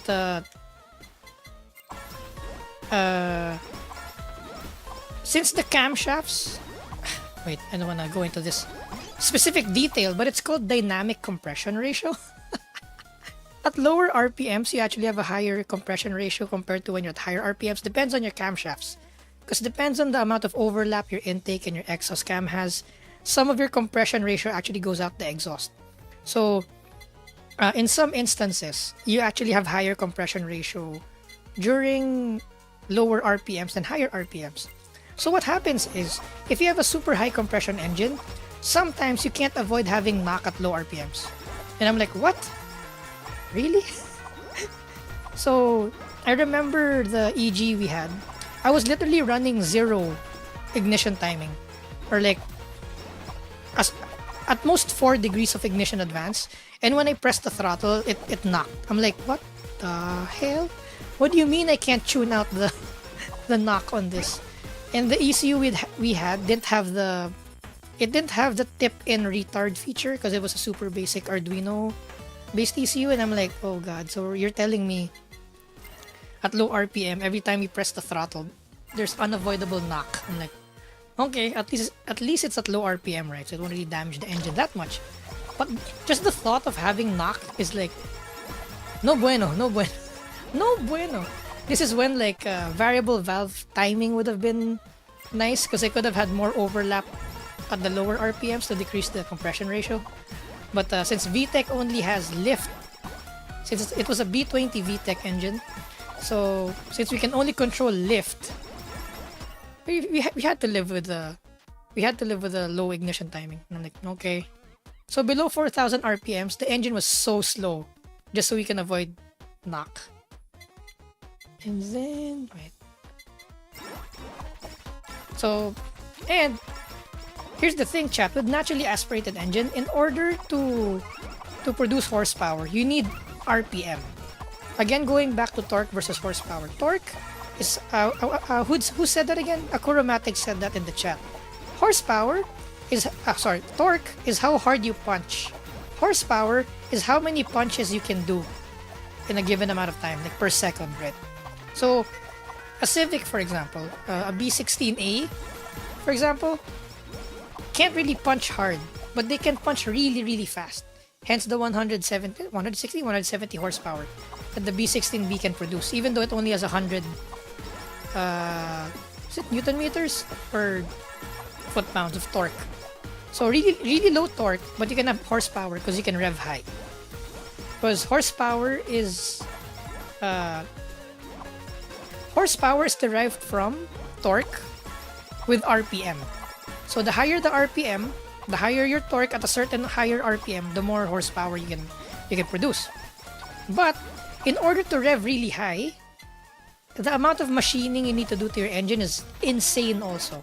Because at 9,000 RPMs, imagine the pistons going up and down, up and down, up and down, up and down, right?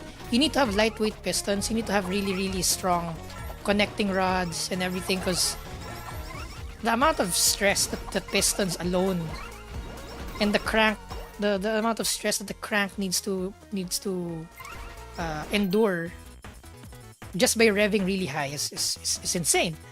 So a high horsepower naturally aspirated engine is actually just as high strung as a turbo setup.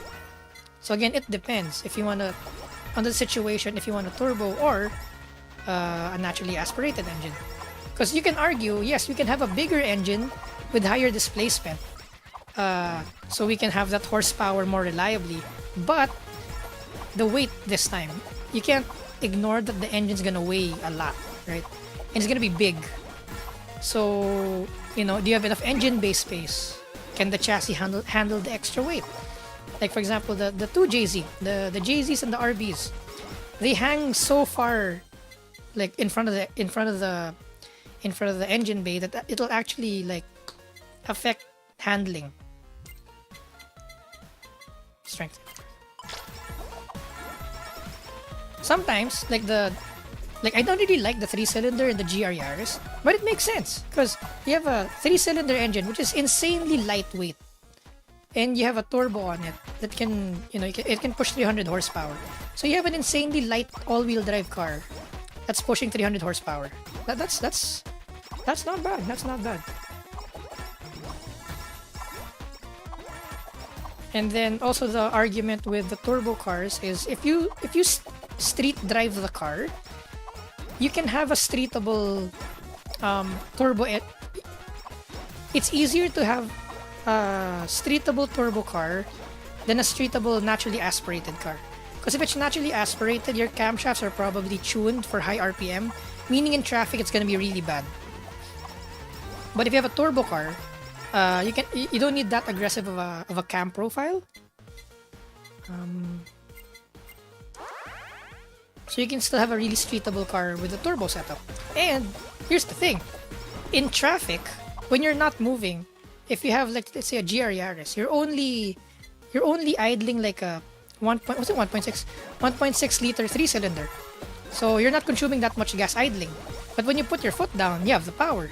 But let's say you have an LS1, when you're idling 4 liters in traffic. You're gonna consume so much gasoline by doing nothing. So from an economy point of view, it's more economic to run a turbo car in that sense.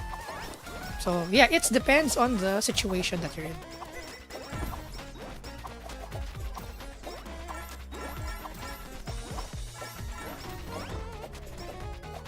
Talk about safety equipment for track events. True, true. Oh no, no, Fauna's gonna die. Fauna's gonna die. No, no, no, no, no, no, no.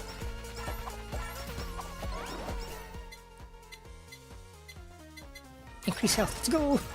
We need health. There. What exactly are you tuning? What part systems are involved? Duh. Technically, I do suspension and engine tuning. I don't do physical engine tuning like bringing down the engine and doing the overhaul myself, but I tune the ECU so I can fine tune how much fuel, when the spark plug ignites, and all that other stuff, the other parameters. So, because the E46 we supercharged it, so of course the ECU won't be able to like compensate for the extra fuel that it needs. We need to tune the ECU so it dumps more fuel when the boost comes in.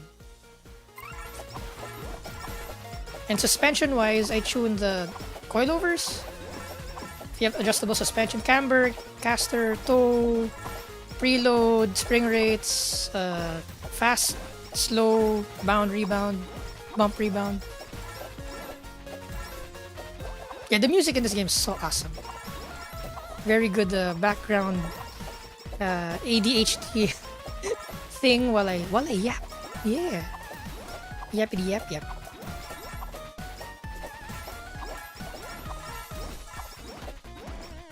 I just realized if you know what the average person know about cars, listening to this is the equivalent of listening to a Japanese podcast when you only know words about anime. Yes. Variable valve timing.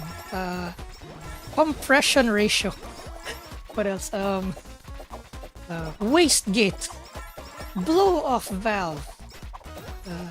Supercharger pulley. OBD2. CAN bus. What else? Ball joint. Tie rod. Slip angle. Sidewall flex. My engineering brain is finally being used. Yay! Finally. Okay, I'm gonna go skip a bit. I'm sorry. I didn't even do skip a. And then I'll go back to Twitch also. I've neglected Twitch. Oh no. So somebody asked, Emmy, what's your favorite car? Again, it depends. The more you get into a hobby, the more you realize that there's no one holy grail, right? But for me, the closest one would be the E36, which I have. Which I feel blessed that I have my favorite car already, because the E36 is cheap enough to run that you don't mind running it, right? You don't feel sorry like pushing it, because you know it's to repair it is reasonably priced. It's rear wheel drive. It's a 6-cylinder. The transmission, differential, the drive shafts can handle the power. So there's no, like for example in other cars, when you upgrade the power, you go into the problem of having weak axles, right? So you destroy differentials, you destroy transmissions, you destroy axles and all that. But in the E36, the axles and everything are strong enough. I mean, I'm not planning to go above 300 horsepower in the long run. So all the components are strong enough to handle everything. The aftermarket support is really good. It's simple enough that you can still repair it at home. No need for a specialized computer or whatnot. It's not too complicated with its like emissions and all that. It's technically what I have is a coupe, but then dimensions wise it's very similar to the sedan, meaning if I have friends that I need to bring into the car, I have enough space at the back. Like, hey, you want to hang out? Okay. So I can fit 5 people in the car. And even with 5 people in the car, if you open the trunk, there's still a lot of trunk space. So I'm like, oh, not bad all around car. Probably the only car I'd want more than my E36 coupe is an E36 wagon. Because that will be even more practical, right? So far, that's my quote-unquote favorite car. And if only I can convert it to automatic. I know, right? Such sacrilege. If I can convert it to DCT, that'd be perfect. I don't have the skills yet to do that. Because I think you need to have like a modern ECU retrofitted to it for the throttle. And you also need to have throttle by wire, I think, to have the the BMW DCT converted to it, the 5ZF something HP something something dual clutch. Because if my E36 was automatic, oh man, I'd drive that every day, every single day. Because it'll be practical to drive now. But since it's manual, I'm like, oh, the clutch is too hassle to operate in stop and go traffic, so I still rarely use my E36. I miss my E36 actually.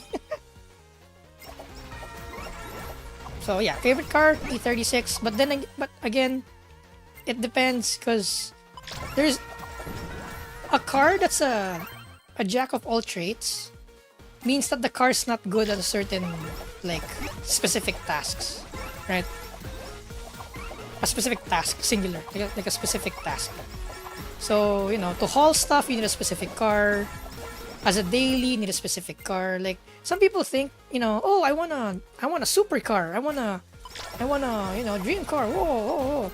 But then you don't realize if you have that car as your only car, it's gonna be hell. You know, let's say you only have a Ferrari as your only car. Even let's say if it's your dream Ferrari, or let's say if you have a Bugatti, let's say, because that's one of the more streetable supercars. Imagine you need to go to the mall, right? You bring that. You know you need to go up ramps. You need to leave the car in the parking lot, you know, and you leave that car there, and you're like just worried all the time that it might get scratched because repairing it will be super expensive. Then also, even just changing the oil on it will be super expensive. Like it's impossible for it to be your daily unless you're like stupid rich, like mega stupid rich. Hence that's why when people like say dream car, I'm like, oh, I'm more realistic now because I know the costs of running a car. I can't say, I want to say Porsche, right? But then, like, you know, how much was it? I forgot how much it was. But I think at least here in the anime world, if your new Porsche throws a check engine light, for a scan, okay? For an OBD scan, just for you to know what the problem is. There's no repairs yet. This is just the scan. It's already $2,000. I'm like, what the frick? Because the tool, I think, is more than $20,000 just for the scan tool of the Porsche. And I'm like, no! No. Unless if I'm mega rich, maybe, but no! I'm not spending $2,000 just for an OBD scan. Unless I'm mega rich, yeah. Going back to if I'm mega rich. And if you have a Porsche for a daily, you know, you only have 2 seats, where are you gonna put all your other stuff? I mean, the Miata is so impractical as it is. Do you know that if you have a passenger with you, trying to fit a full-size umbrella, yes, a full-size umbrella, is difficult in a Miata. If you don't have a passenger, it's easy. Because you just, you know, have the umbrella on the passenger side. But if you have a passenger, in order for your passenger to hold the umbrella, you need to put the top down. That's how small and cramped the Miata is. And when you go to a track day in a Miata, you need to choose, do I bring tools or do I bring a passenger? Because a passenger and tools won't fit at the same time. That's what the Miata. The Miata is pretty much practical already. Imagine a lower, more high-strung supercar, right?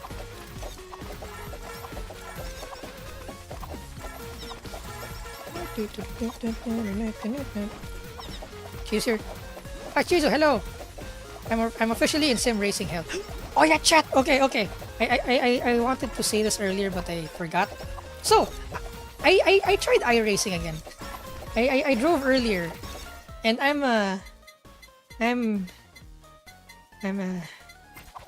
disappointed. I kind of got depressed actually.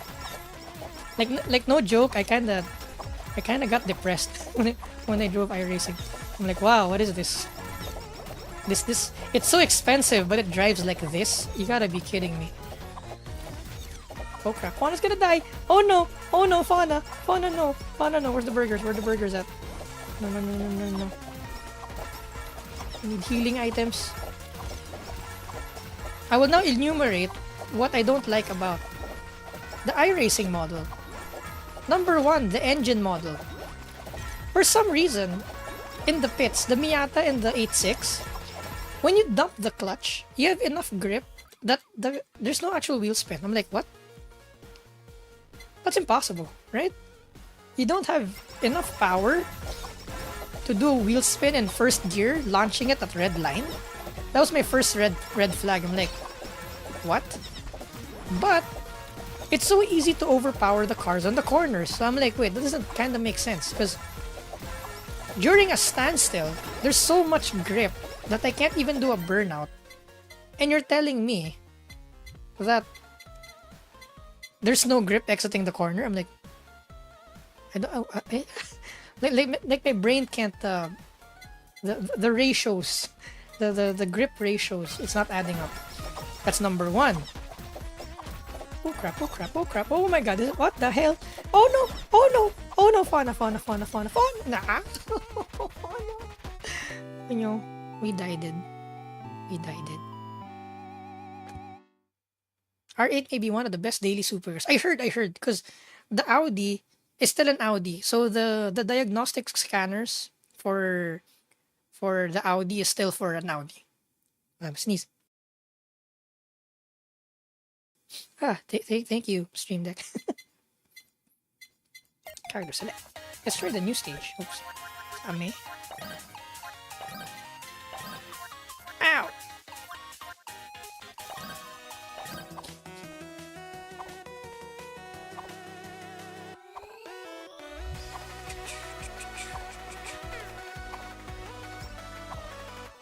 Count 1,000 euros for the day tires fuel include. I'm so behind Twitch chat, I'm sorry. I'm gonna go to Twitch chat now.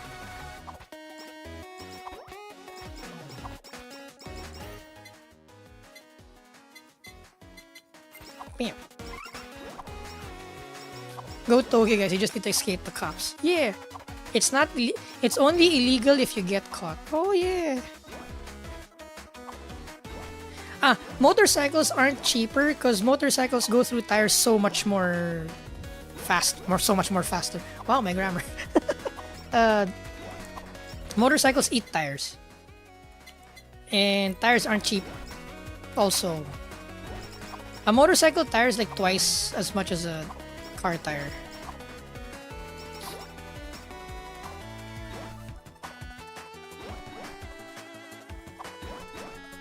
First gen Mustang. Ooh. Ooh, Cortina Mark II. Wow. Wow. That's nice.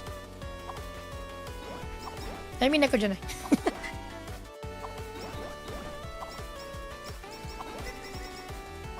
Sa Foxy Gaming. Ooh, crap. Have you ever drive a Swedish brick? Oh, we might. If you guys remember Soft J from our Delta Force stream, Soft J has a Volvo, so maybe we can get to drive that sometime. Soft J's brick.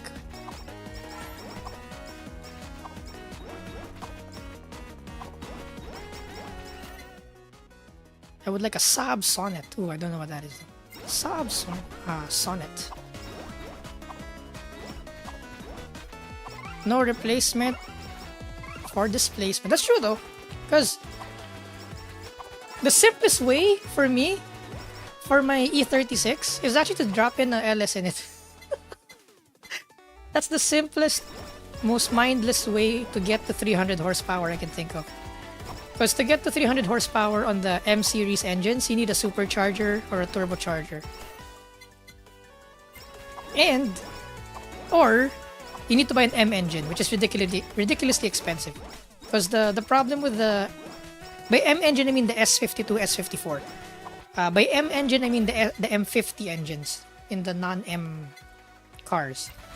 So for the M series engines, the M50s, to get horsepower, the cheapest way is to boost it because it doesn't rev high, right? And to get horsepower, you need it to rev. That's what the M engines have, the S54s and the S52. They can rev high, therefore can produce 300 horsepower. So that's where my problem is also with the the non-ME 3646 is kinda hard to get power from. Unless you turbo it, right? And when you turbo it, the engine is tilted in the engine bay, so it's kinda hard to put a turbo in it. It's not as simple. So I'm still kinda thinking of how I'm gonna get the 300 horsepower in the E36. At least the E46 now has a supercharger, so at least that should be almost 300 horsepower. We'll know next week. We'll go dyno it next week. But then if I just simply LS the E36, you know, you just plop it in. The engine is the LS is lighter than the M50 engine. It's smaller also, so handling and power wise, it's gonna be the superior engine. So I am very tempted to just drop an LS in there, but we'll see. Because I think turboing it will be cheaper, and of course you retain the whole BMW. Like, oh, it's a BMW engine in a BMW car. Wow. So we'll think about it. It'll be super gas hungry, not fuel efficient in traffic though. But then again, it's a project car, so I guess it's fine.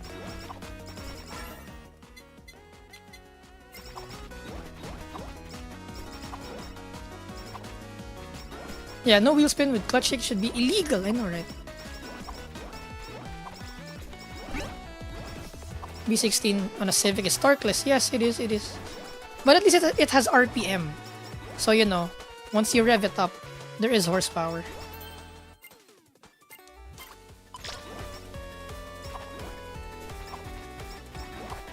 Yeah, they use drag strip glue in the pits.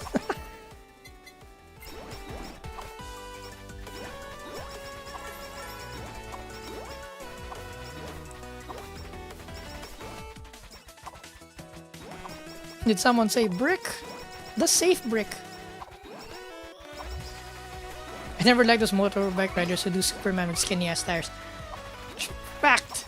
And when they do it like on the mountain, I'm like, why? You're on the toge. Why are you doing that on the toge? That's a drag racing thing. The Superman is a drag racing technique.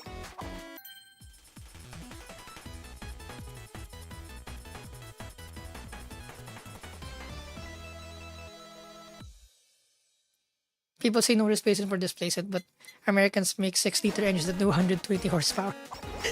that scientist meme, right? The Americans harnessing a whole 120 horsepower from 6 liters of displacement.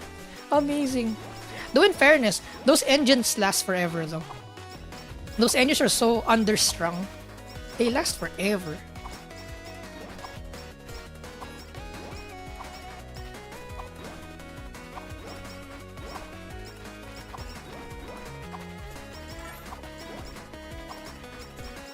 Yeah, the American engines can't produce horsepower, quote unquote, at least in their stock configuration, because number one, they don't rev high, and number two, I think they're restrictive.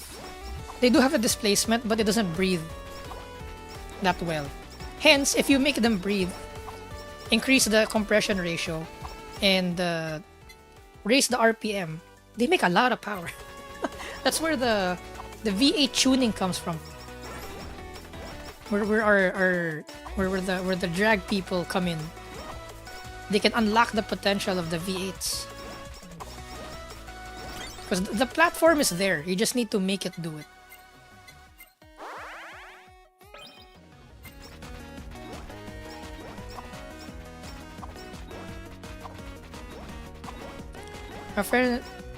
One friend is one of them always says his motorcycle's faster than mine until you take it to the track. LOL.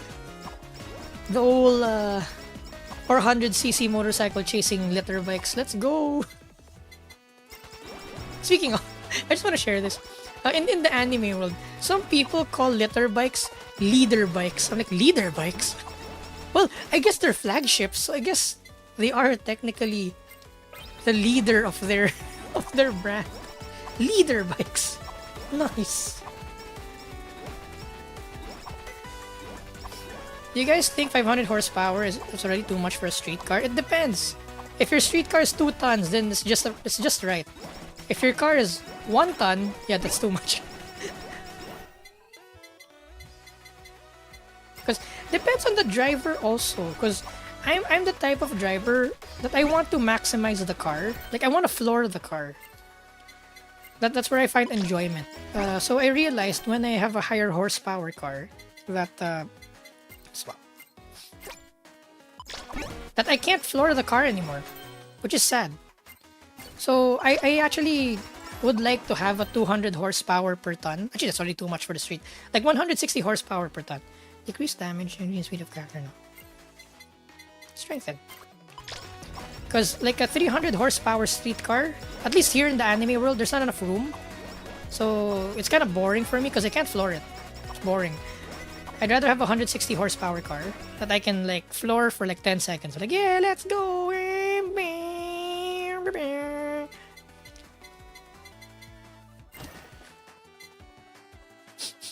Snifa. Gee, what are the recipes? Are there new recipes? Huh. Yung. Need to be able to floor it.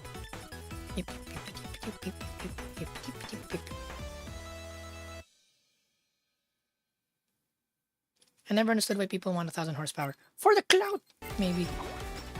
Then again, that acceleration is kind of addicting though. When you launch and it hooks up and you have like 600 horsepower and your brain kind of gets left behind. It's an experience. It's an experience. But then for me, once I've experienced it, I'm good. I'm like, okay, I've experienced it. I can live without experiencing it again.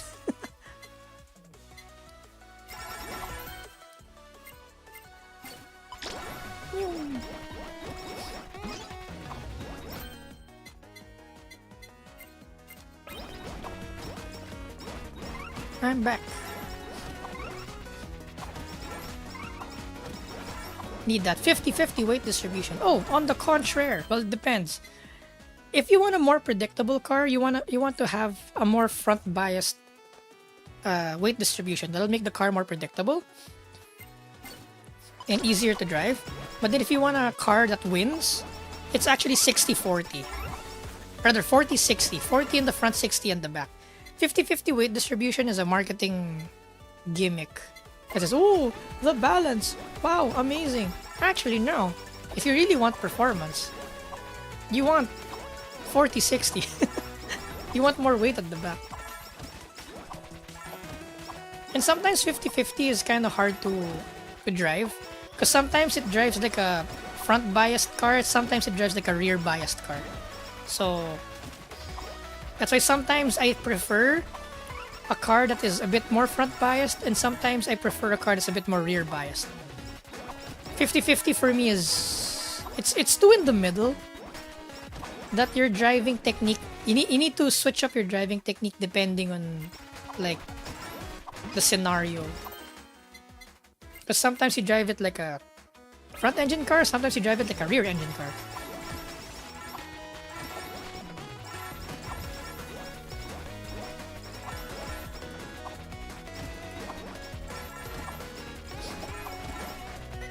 Oh yeah, back to iRacing. Okay, I must keep on the chat now. Okay, back to iRacing. So another thing I don't like about iRacing, it's the same kind of model that Assetto Evo is using. And I'm like, no, Sadaru. When you start oversteering, the grip level of the tires sort of become ice. And I'm like, no, that's not how a tire works. If you look at a slip angle graph of a tire's grip will go down once it starts slipping, but it doesn't go to zero. It tapers off into a constant grip coefficient. So I'm like, no. Because it's kind of hard to. It's still hard to catch a slide in iRacing. Like at a certain slip angle, a small slip angle, yes, it's catchable. But once it snaps, it's like, okay, it's unsavable. Which I'm like, no, it's not. In real life, it's so easy. Like the spec Miata in iRacing handles kind of far. Although, then again, there are other pro people who say that the handling's good, right? So I don't know anymore if I'm wrong Or if I'm right and everybody else is wrong, I don't know anymore. But honestly, the iRacing Miata doesn't handle like a real Miata. And I'm like, eh? Bold claim by Emmy Kurama. Emmy cancelled Kurama. To be cancelled, VTuber Kurama. Because the Miata I drove on track was so predictable. Like you can hang the tail out. It was so much fun. Like it convert. I didn't like the Miata before. I mean, I liked the Miata before, but when I drove an ND, I fell in love with the Miata. That's how good the ND handling was, and I'm like, man, so good.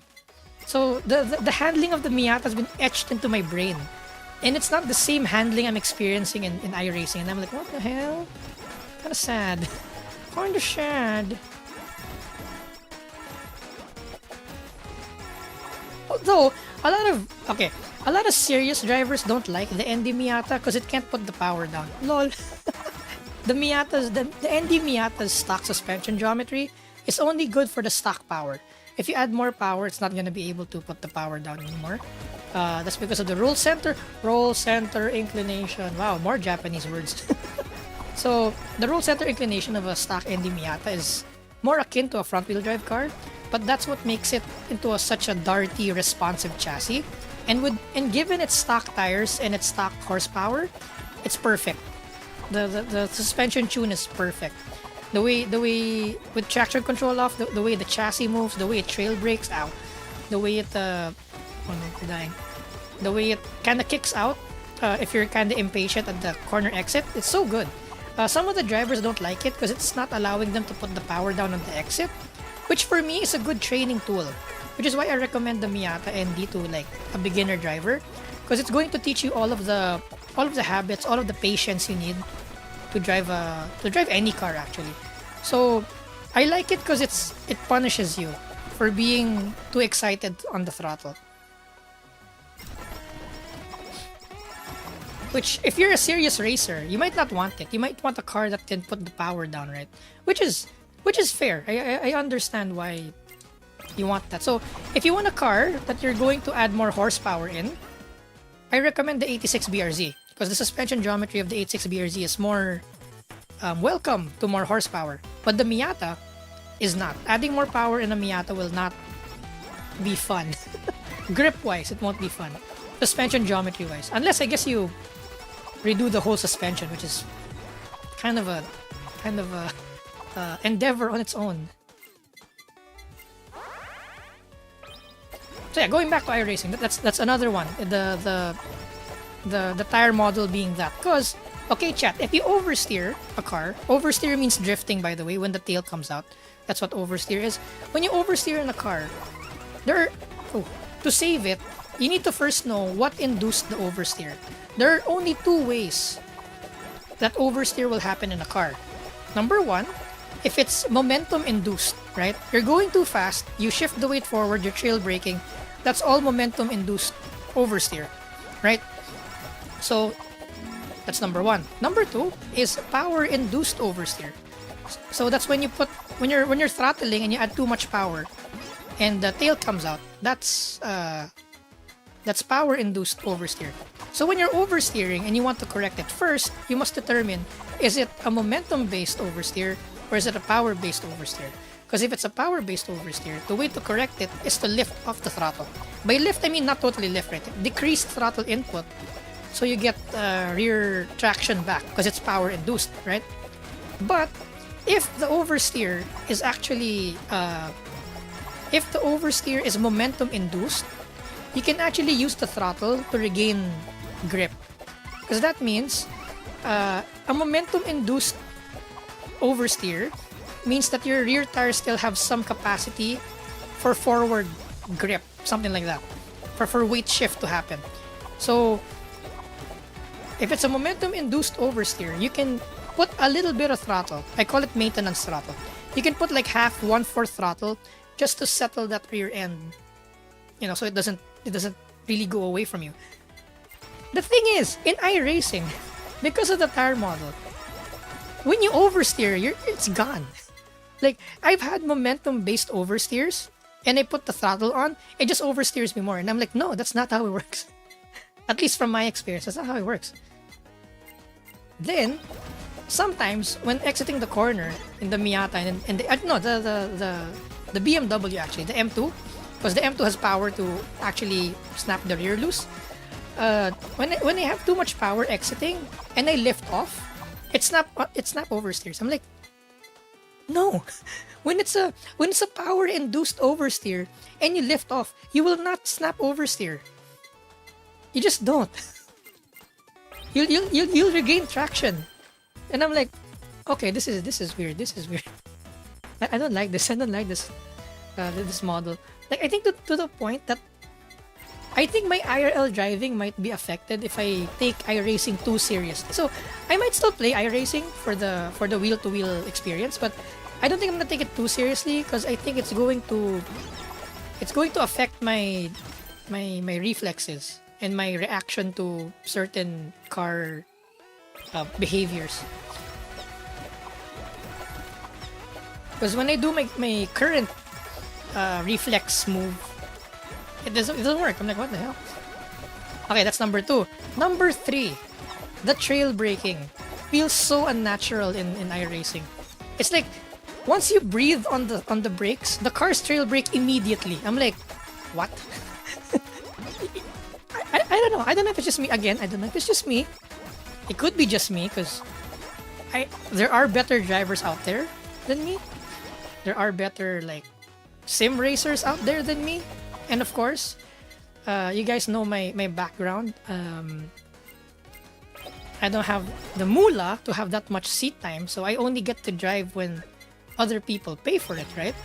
So, in terms of seat time, I don't have as much seat time as these other people who make the game, really drive cars professionally, like earn a lot of money driving cars professionally.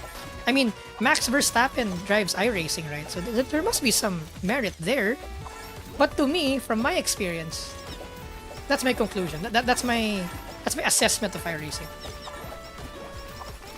Kind of feels weird and inconsistent.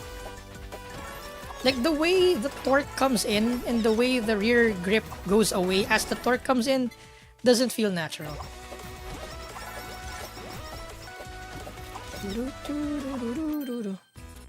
So, Emmy canceled Kuruma. Emmy does not like iRacing. Oh no, cancel time. If I ever get a Z31, I want to change the engine to an L28. Ooh, the OG. So there, my 3 handling complaints with iRacing. I have itemized it and explained it technically.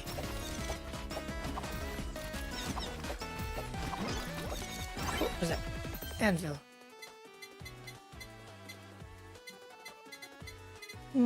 This is Max. This is Max. We actually need to let go of something. Dang it. Dang it. BL.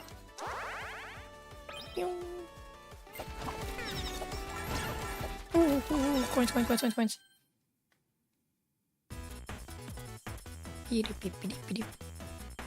Is this MR slander? Well, MR2 specifically. Lol.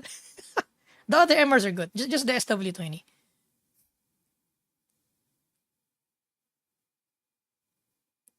No, this is perfect. Drifting isn't real. I know, right? Because sometimes when you're wheel to wheel with someone, you make a maneuver that'll make you like slide intentionally because you're in that specific space and time on the track. And sometimes sliding it is the best option.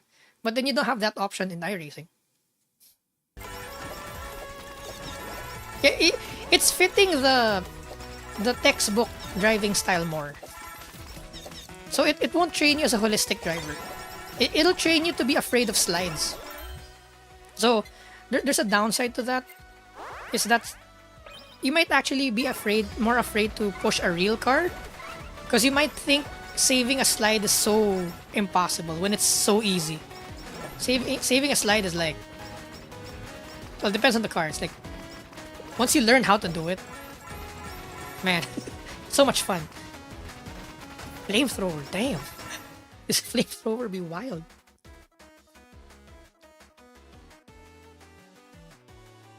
Uh, are there Nismo Miatas? Nope. Nismo is a Nissan tuning arm. So Nismos are mostly Nissans. At this point, isn't BeamNG, especially with the new tire model, better for racing? Not yet. Not yet. The tires in BeamNG for me, they grip and they regain traction too fast. They lose and regain traction too fast. Oh no, we're gonna die. No, no, no, no, no, no, no, no, no, no, no, no, no, no.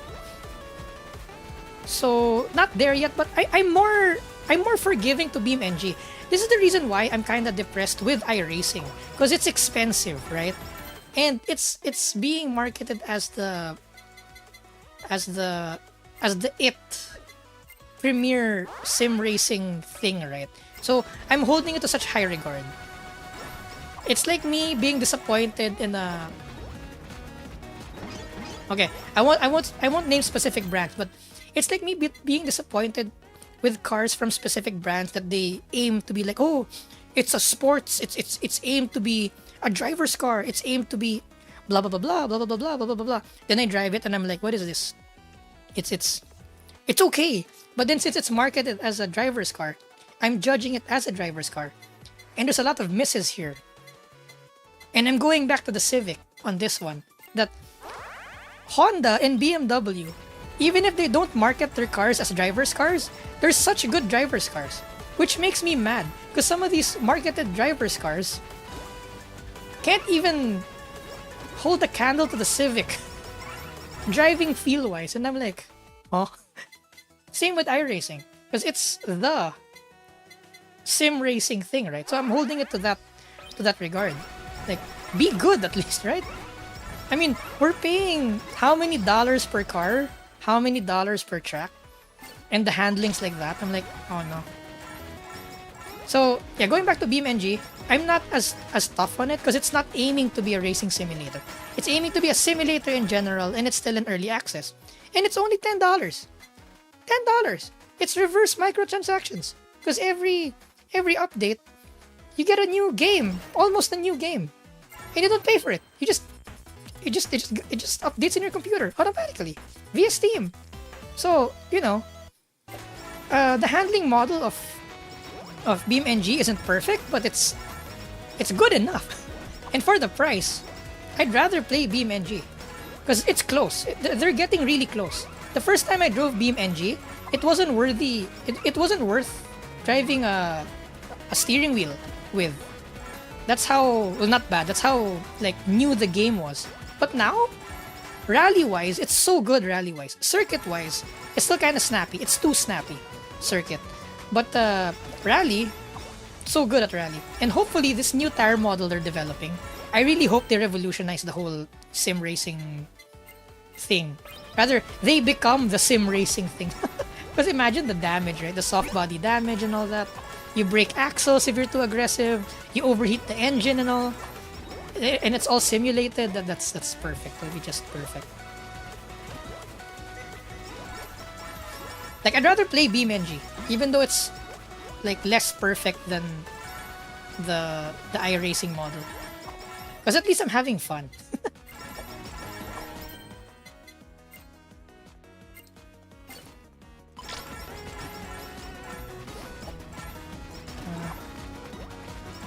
What other slander shall I make today?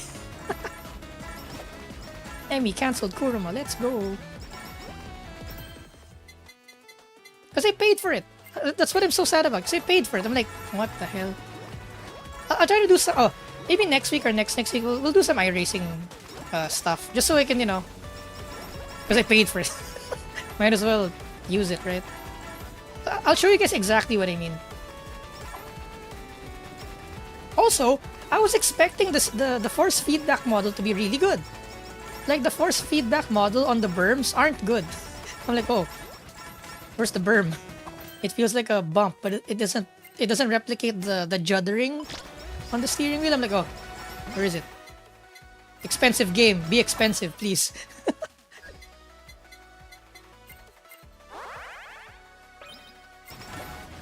So I'm still going back to Live for Speed Supremacy, Modded Assetto Corsa Supremacy, and Beam NG Supremacy. Richard Burns! One of these days, I promise. We'll play Richard Burns. And for everyone who keeps on telling me to play Automation, yes, we will play Automation. I was planning to play it today, actually. I just didn't feel like it. I'm like, okay, maybe not. We'll play HoloCure. Let's go. But we'll play Beam NG. I will play Automation. Richard Burns. Yeah.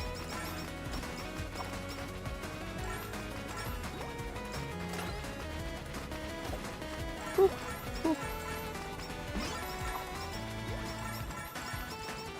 Thank you to Canned Sand.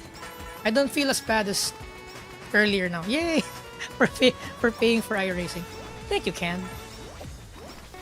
And we're one step closer to our CPU. Yay! Yippee!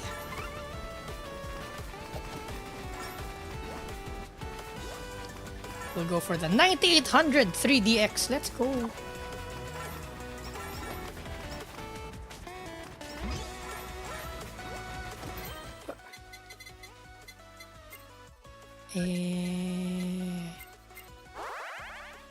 Are we making it? Are we alive? Dang it! I can't play with one hand because I need to aim the flamethrower. Oh well. Miata for funds. But Miata is always the answer. It is! For the most part, it's always the answer. Depends on the question.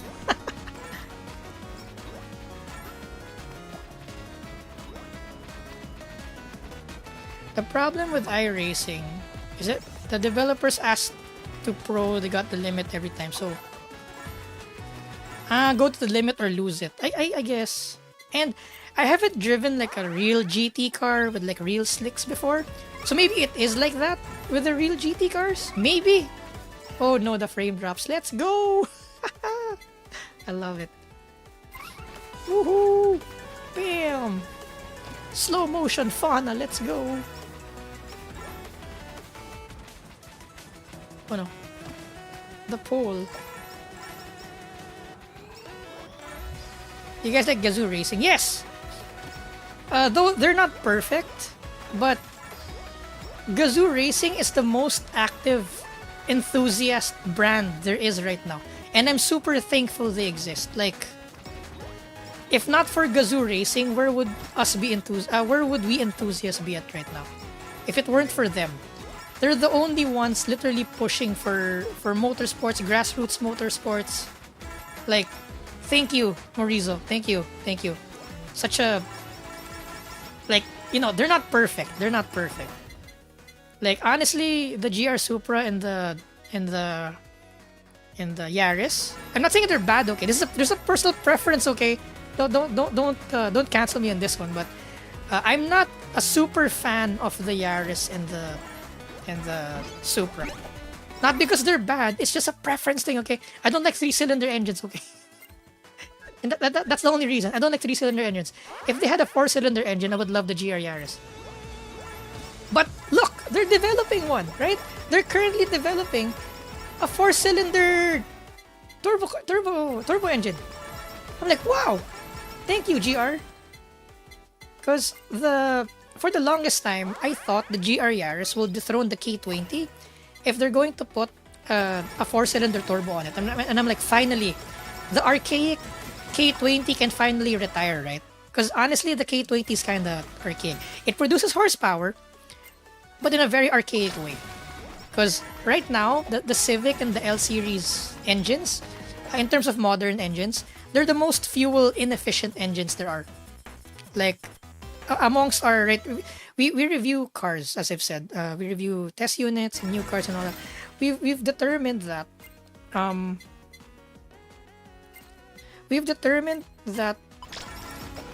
Hondas are actually one of the more not fuel efficient cars. Just because they're still using the K and the L series architecture. Because it's not direct injection, the whole intake, whatever, could be better.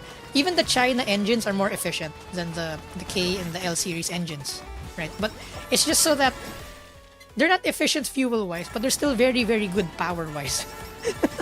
So that's why they're still king. K swap the world, right? But what were we talking about? I thought finally Toyota's going to dethrone the K series. Finally, with the GR Yaris. GR Yaris comes out, 3-cylinder.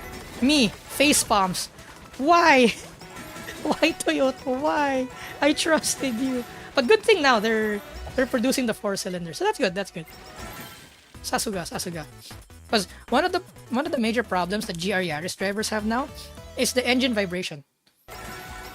If they want to make a performance GR Yaris, you need to put stiffer engine mounts, right? So the engine doesn't move when you do aggressive throttle inputs. You know, the usual upgrade, harder engine mounts. But harder engine mounts mean there's gonna be more vibrations in the cabin. Now, if you have a 6-cylinder or a 4-cylinder, the vibrations aren't that bad. They're kind of tolerable. But in a 3-cylinder, the vibration is so bad that a lot of people with GR Yaris opt to not upgrade their engine mounts anymore because it's just so bad. So of course the Japanese found a solution. They went back to the old school engine damper system. So instead of solid engine mounts, you just put a shock absorber on your engine. Okay, next. Last stage maybe? Because it's this one. I haven't played this one yet. Let's go!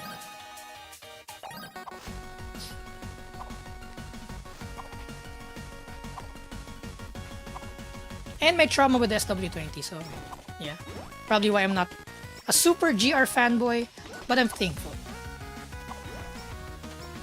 Because chat, you know it's possible to admit something's good without liking it? It's possible, chat. Or rather, not liking it means not hating it, you know? Not liking it doesn't mean you hate it. There you go. That's once you start maturing, you realize it's possible not to hate something if you don't like it. It's possible to just be okay with it. Like, oh, nice.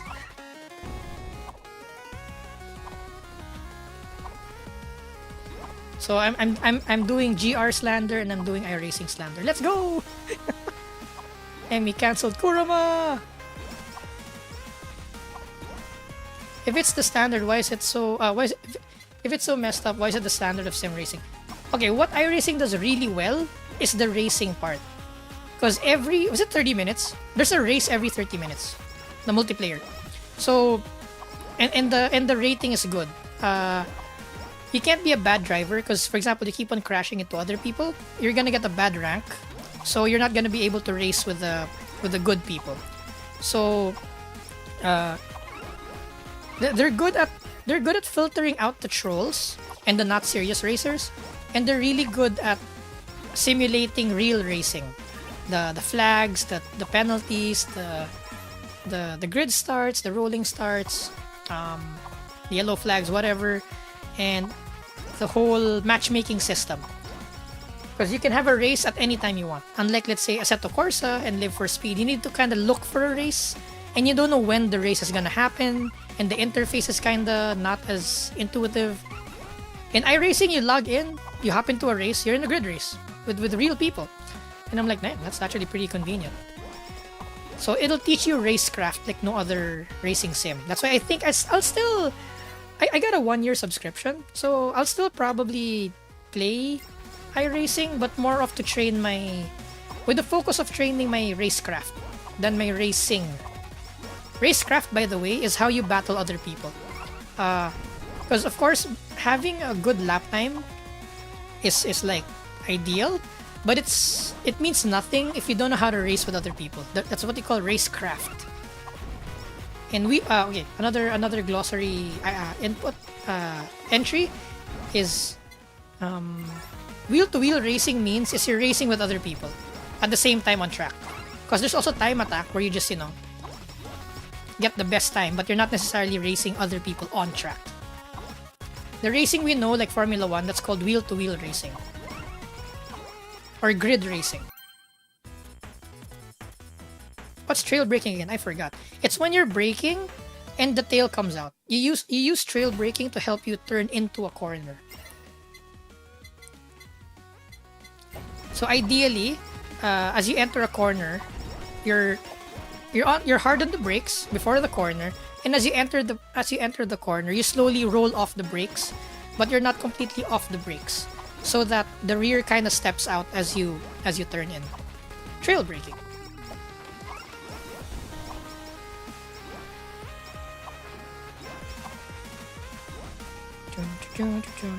I believe F1 2012 is that it's hard to be fast if you don't have a wheel controller.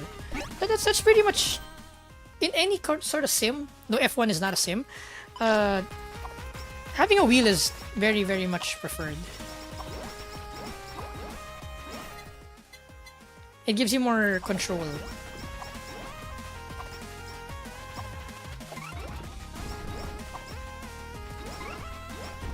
Ah. Honda Civic 9 Gen Supremacy, let's go! Yeah, there, yeah, I heard Toyota was working on a 600 horsepower inline 4. Yes, yes, yes! That's it, that's the one. Honda Jazz City is underrated. Yep. Though, I have Honda City slander though. I kinda don't like the City platform, though I'm not sure if it's just a stock configuration or if it's a chassis problem, because we have an HRV, and in this part of the anime world, the HRV is based on the Honda City platform, and we've also had Honda City test units, and I disliked it. I dislike the suspension. I'm not sure if it's the springs or it's the geometry. Something is moving too much in the suspension. That's making it shimmy more than it should. So hopefully it can be fixed with stiffer bushings, or it could be I think it could be the upper shock mount. It's rubber, right? The upper shock mount. I think it has too much play.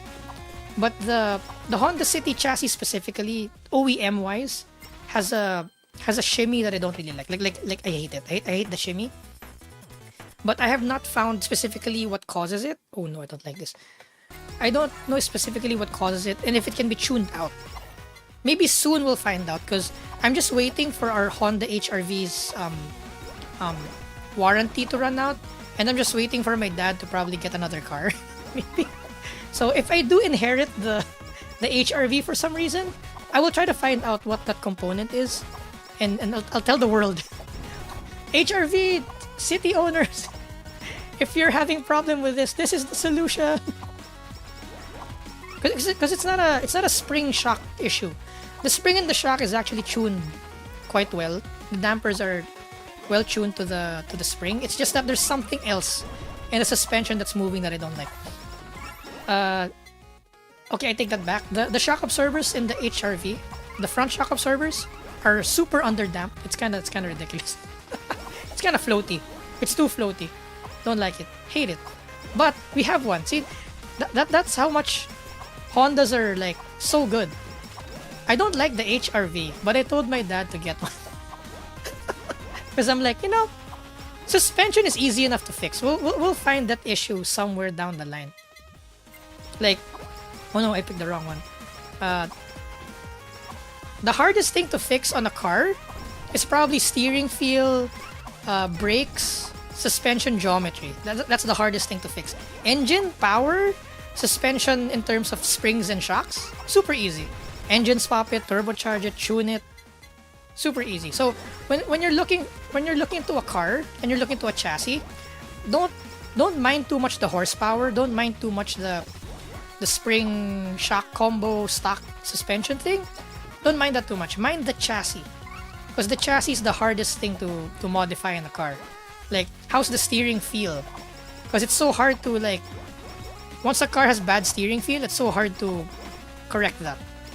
And if the car has bad, like, brake system, let's say the hydrovac, the brake master sort of setup is wrong, it's hard to fix that. Horsepower, easy. Shock spring, easy. Sway bars, easy. Differentials, easy. They're aftermarket. You just buy upgraded ones.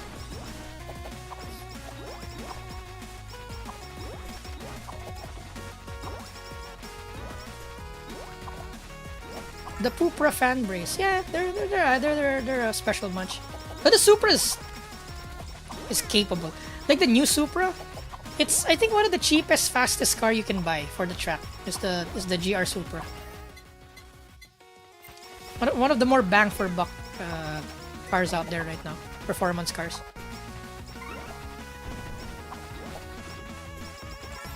Ooh, there we go. Such a narrow stage. So we just go up and down. I see. Euro R, yeah! That's true though, a bunch of 12-year-olds don't constitute a fan base. So they're the noisiest in social media though, so we see them more than the actual enthusiasts. Woo, woo.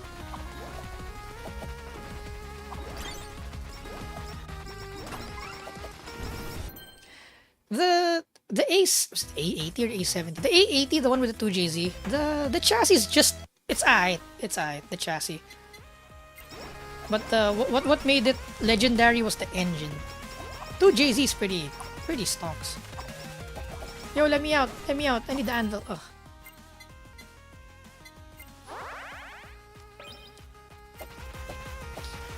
The Celica is way cooler than the Supra. I don't know.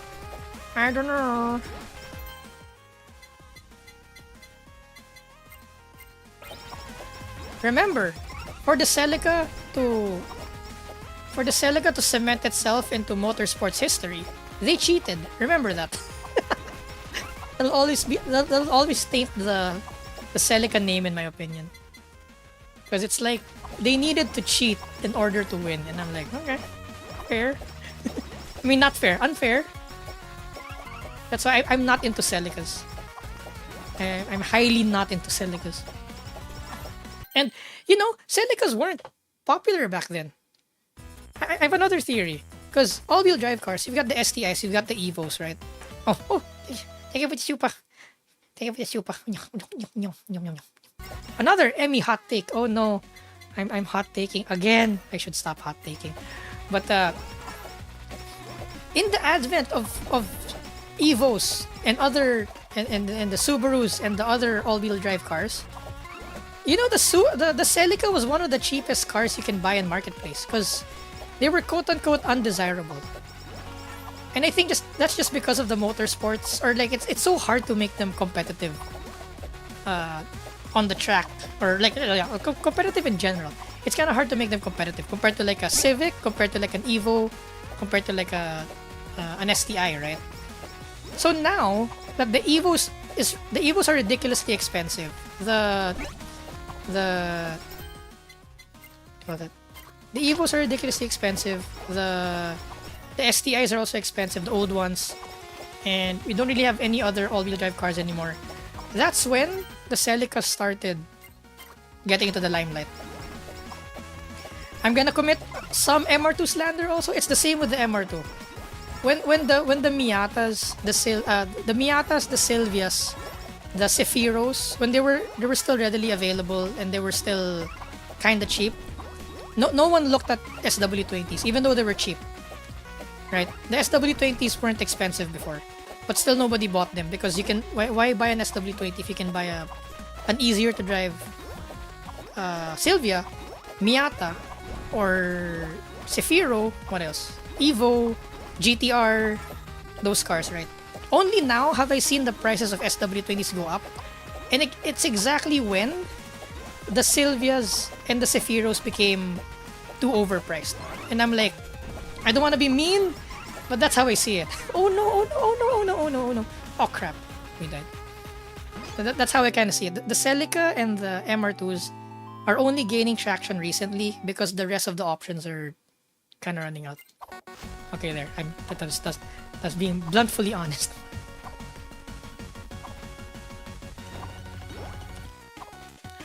In hindsight, though, the SW20 is becoming more and more of an okay platform thanks to the really crazy fan base. Like we've got Wilhelm, we've got what's that other guy? But MR2s are becoming they're fixing it. The handling issues of the SW20, they're fixing it. Actually, I think they fixed it.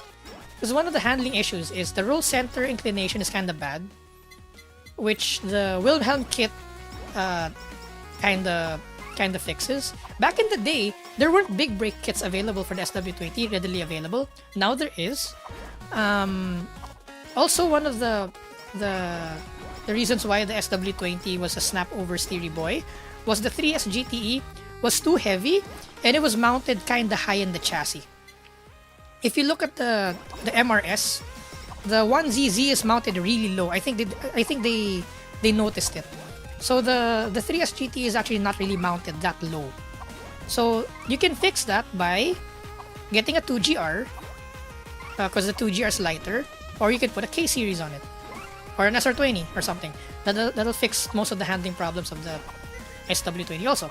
So I'm like, oh, people are doing it already. So that's good. So at least there's a solution now to the handling issue.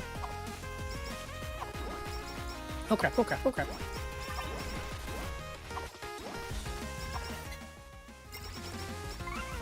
Slander! Emi cancelled Kurama, let's go!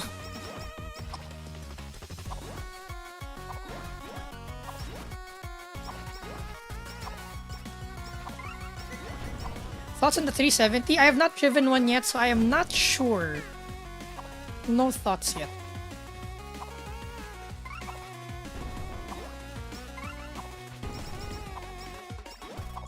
I'm back reading. Because I just committed slander. I want to see if people unsubscribed. Oh no!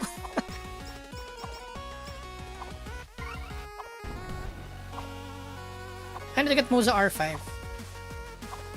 I have Dirt 2 Assetto Corsa grid. Dirt 2 and Assetto Corsa will be more than enough to have fun in if you're getting a sim rig, but other than that, BeamNG, pretty good. Live for Speed is another one if you want to learn car control. Live for Speed is pretty good. I don't recommend iRacing. Lol. Oh no, I'm trapped. Oh no! Oh no! Punch through.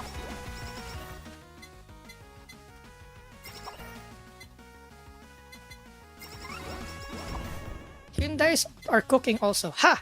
I have another cancelable opinion on Hyundai. Unless we borrow an N though. Because I need to feel an N car first. But I've mentioned this in the streams before. Hyundai steering is weird. The steering feel. So, I don't know about the Ns, if they fix the steering feel on the Ns. Because, well, the Ioniq 5 was okay. The non-M, the non-N, you've driven one, the steering was okay. But on some of the other Hyundai models, the steering is like, it's so artificial, the feel. It's artificial centering with their electronic power steering. So I don't know if their N series cars have that. Because if their N series cars have that, that's an instant no for me. That's an instant no thank you. Hopefully, if we can borrow a Ioniq 5N or a Elantra M. Because some media person in the anime world did something not so good with the test unit. Hence, they're not lending it out anymore because we were already in line to borrow the Ioniq N. But then someone did something, and now it's no longer being lent out. And I'm like, wow, thanks a lot. Thanks a lot, that media guy.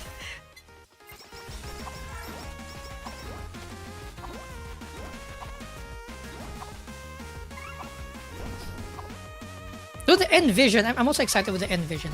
I just really hope though. Steering. I hope they fix their steering.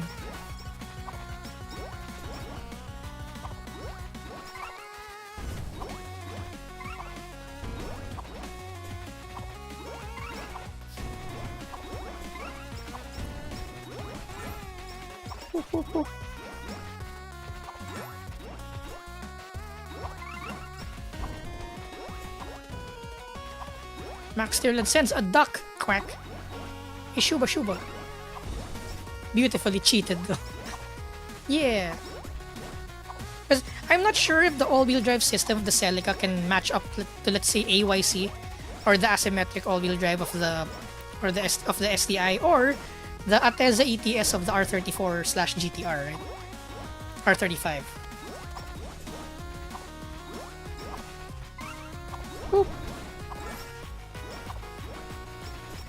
I see a lot of praise for the Celica stateside. Really? Really? Now the MR2 is such an annoying platform to work on. The SW20, right? But the spider was okay. They fixed most of it in the spider, so spider's alright. And chat, note this, okay? I'm slandering the SW20, but I want one.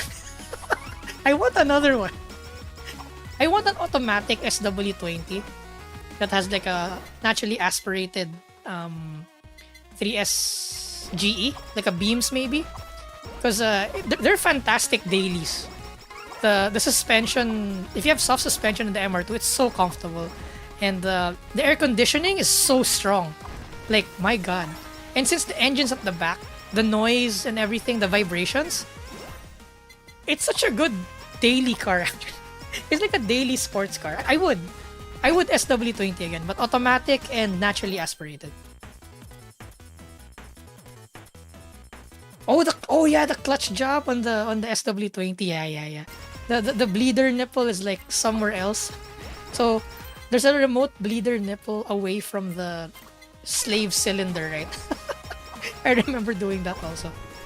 So once you know how to do it, it gets easier once you've done it. Oh no, Fauna's upside down. Let's go. We're straying with Bay. SR20 is a pain. It's alright. SR20 is alright. Because why I respect the SR20. So a friend of mine, a professional drifter, had an S13 SR20. So a tuner made a mistake with too much ignition timing, and during a drifting competition, his engine quote unquote exploded, quote unquote. It was spitting oil everywhere, and like it was a mess. But the engine was still running. So luckily, a friend of ours with a laptop who had the program needed to tune the engine was able to pull like 5 degrees off the whole timing map to like it's like a patch job repair. And as long as we refilled the oil every run, the engine was still running. The SR20 was still pulling like a train. I'm like, damn, SR20, damn. So I don't know how much horsepower is pulling anymore. From 300 maybe down to 250 because of the engine quote unquote blowing up. But he was able to finish the competition. I think he won actually. He placed. He placed with a blown up SR20, and from that day on, I respected the SR20. When they opened up the engine, there were like 3 cracked pistons in it. Imagine that. It won competition with 3 cracked pistons. That's wild. That's wild. That's a respect. No matter what people say about the SR20, I respect the SR20. Because of that experience. And it's lightweight. Like, I'd rather have an SR20 than a 3S GTE in an MR2. And also, the 3S GTE is not bulletproof either. There's a flaw in the 3S GTE. Cylinder 2 and cylinder 3 are kind of close together. So, it tends to crack between. If you have high boost in a 3S GTE, you tend to crack the wall between cylinder 2 and cylinder 3. So it's not like the 3S is perfect either, you know. So I'd rather have an SR20 and an MR2, it being lighter, than a 3S GTE that's like a tank. And it's like, oh, the 3S GTE also retains heat so much. It's like crazy. Okay, another thing people don't tell you when doing cars. So one reason why I also didn't like my 3S GTE MR2 is that it's turbo, right? And there's no airflow to the rear compartment. So what happens is it retains heat like oh my god. It's a cast iron engine, right? Cast iron head, cast iron block. So wait, is the head cast iron? I'm not sure, but it's a cast iron block.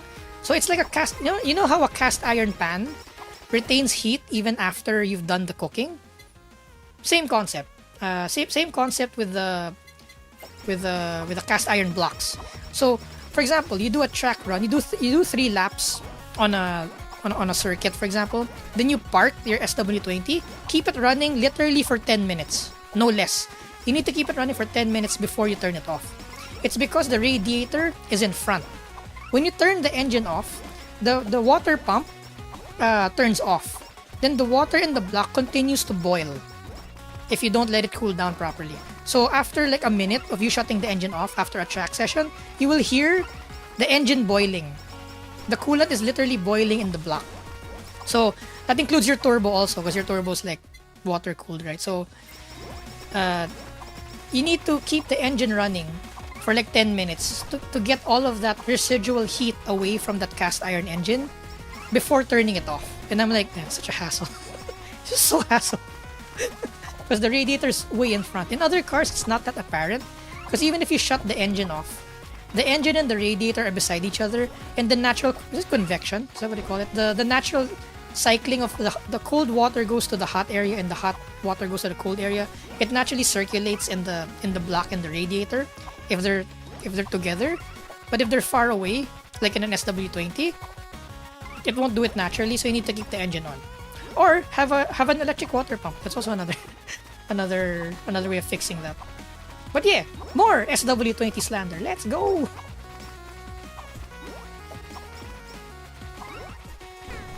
Did you have to drop the transfer the subframe? No. If you have small hands, you don't need to. Death trap. Oh my god! It's the Godzilla thing. Sorry, Cloaker, that was an accident. I just wanted third. Let's go! For the win.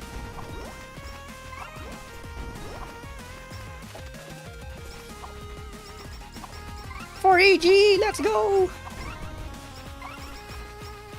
I would love a 4AGE. Man, I want an AE86 so bad. I want an AE86 so damn bad.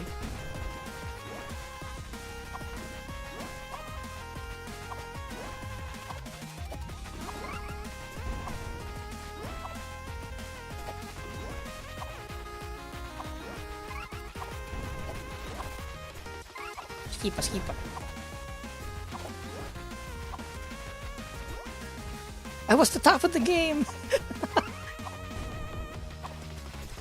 Ranked Emmy chat, oh no.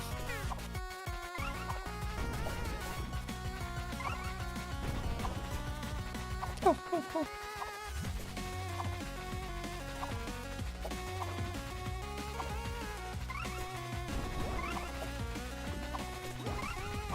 Yeah, A86 with Beam's engine would go so hard. Though I'll be so happy already with the 4AGE, because at this point in time, like you don't get an A86 for lap times anymore. You get it for the feel, and I think the high revving, low displacement for AG is like just right. Oh no, I'm being. Oh no, Fauna, run faster, Fauna, run faster, run, Fauna, run.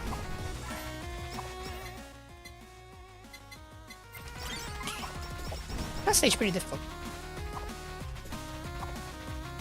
Hello, Sir Tuan. What up? Oh yeah, but don't let my slander have you guys not buy a car, okay? Because I'm talking from like if you're gonna take it to a motorsports scenario, these cars have a lot of other pros that aren't just, you know, pure horsepower or pure handling. Again, like how I still want an SW20. I would go through it. I would go through it all over again. I'll do it differently though, and I'll use the car for a different purpose. But it's fun, it's fun.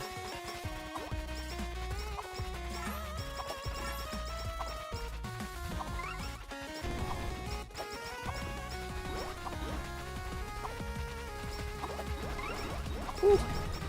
Oh no.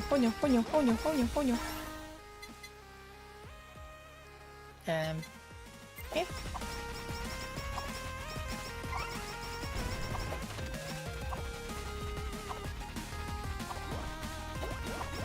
Hi, the slander. Oh crap. No. No.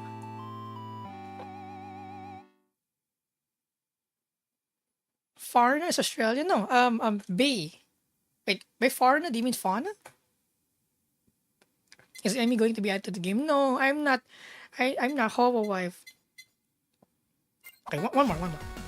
Okay, we'll do it a bit more seriously.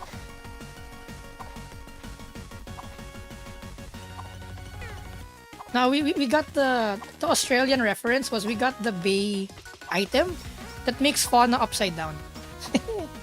Oh no, wait. Right, let's. How do you stop? Let's upgrade. Let's do some upgrades. Let's go. You guys want a gacha? We can gacha also. Here, gacha. Are there new?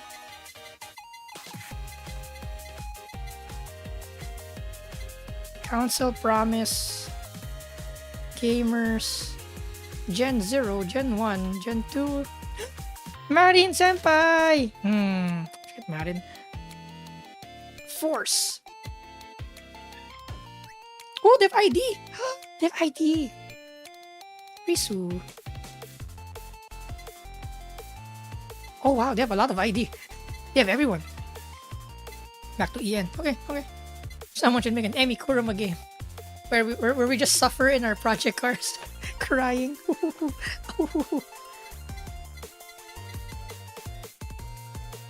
Another car I think is underrated is the AE101 and the AE100. I want one. I want one so bad. It's so okay. Again with my Toyota Slander, because the Civic will always beat it in a race. But I want one. I still want one so bad. For AGE Blacktop, oh, so perfect. Because it's gonna be fuel efficient. It's like, and there are less moving parts on it. Since it's a McPherson front suspension, I think the steering feel of the AEs are better than the Civics because they're McPherson struts in front. And I heard that in rally, the AE 101s and the AE 92s, 100s, and 101s are better in rally than Civics, because if you look at the rear suspension, the lower control arms and the upper control arms are significantly longer. Wait, I just realized. Someone asked how the Mini Cooper was. Okay, I sorry who that was. Sorry, I forgot to answer that question. But I kind of remembered someone asked, how's the Mini Cooper? It's so good. It's so good. It's so good. The Mini Cooper is like, I didn't know a front-wheel drive car can handle this way. It's so good. And that's coming from me driving Civics already. Like the Mini Cooper is somewhat, I think, superior handling wise than the Civic. Like it points, it shoots, it has a lot of caster, so when you turn the steering wheel, it actually lifts the rear tire up, creating a little bit more oversteer. And I'm like, damn, this is so good. Also, reliability wise, the if you heard me in the video, we were going all out and the water temps are like at 100 and the oil was at 110. That was us boosting at like 1 bar all the way at 15 psi, and I'm like, that's kind of impressive reliability wise, that the cooling system can handle like all out attack, and the engine, all the engine oils, all the engine temps were still just chilling, and I'm like, it's pretty good. We'll do one. Can we get Marin Senpai? By what? Debut. Oh, dang it. There. One more. Oh.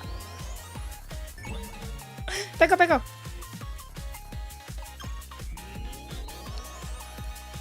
You. Dang it. But the downside of the Mini Cooper that I don't like is, for the street, it's kind of bad. The new Mini Coopers have 0 suspension travel. As a track, we can't get Marin.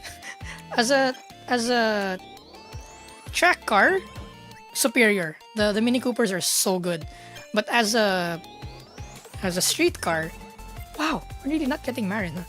Huh? The suspension travel is non-existent. There we go, Marin. Sancho. How does Sancho play? Buy upgrades. Armory. Let's buy upgrade also. What's this? Increase damage of character main weapons. Attacks by 1 per lane. Okay. Buy. Grants use a reroll. Okay. All weapons items to be disabled in the armory. No.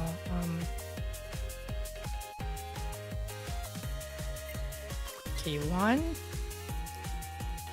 Ooh, whole house materials. Okay. Support items, okay. What's this?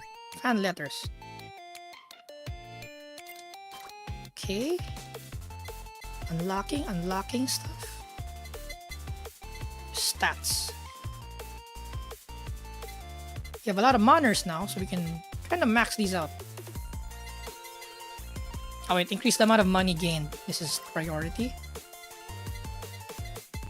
It's others.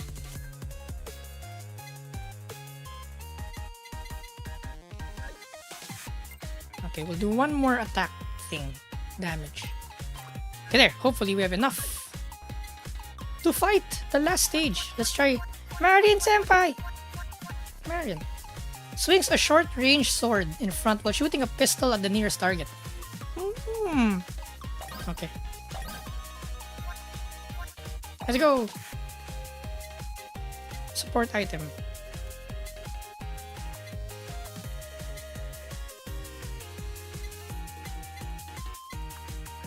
Shield. But then, I need to be more active here in aiming our weapons.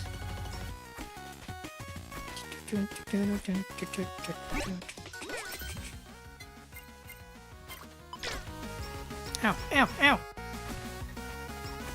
Ow. Ow. Ow.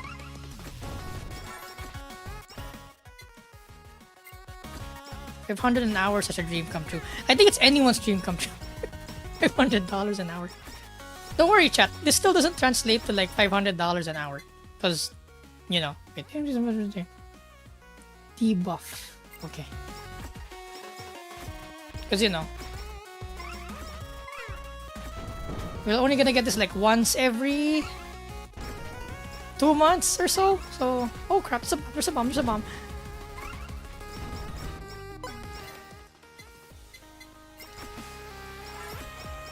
Oh wait, it's appropriate. We're at the beach. So I guess Marin Senpai is appropriate here. Yagu. Go down, Yagu. There. Ooh. Destroy the Yagu statue.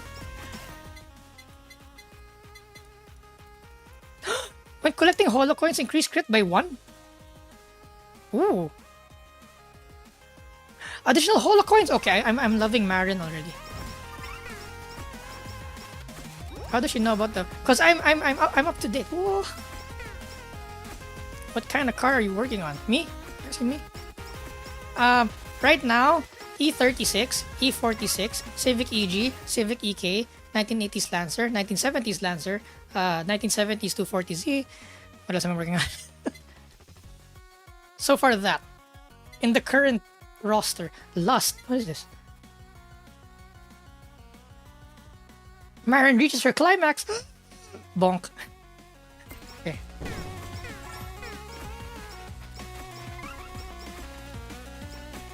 Marin Senpai, so lewd. Well, technically not a senpai because we don't work together. No! Ah! Marin do no. Oh no, I suck at Marin. No! Kinda low HP right now. Oh my god, cannon. The canon. Marin's a bit more. Oh my god, the censorship! The censorship! What the hell? Okay, I think we need health bars. We need health items. Because Marin does not regenerate health as quickly.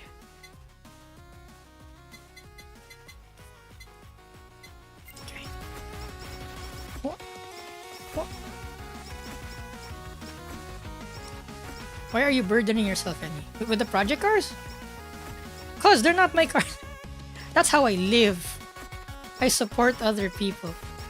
Because as my lore states, right? I no longer race unless someone else pays for it. So the E36 and the 80s Lancer, that's my personal car. But they're the most. Those two cars are in the most disrepair because of course I don't have money to repair them. The E46 is the shop's race car.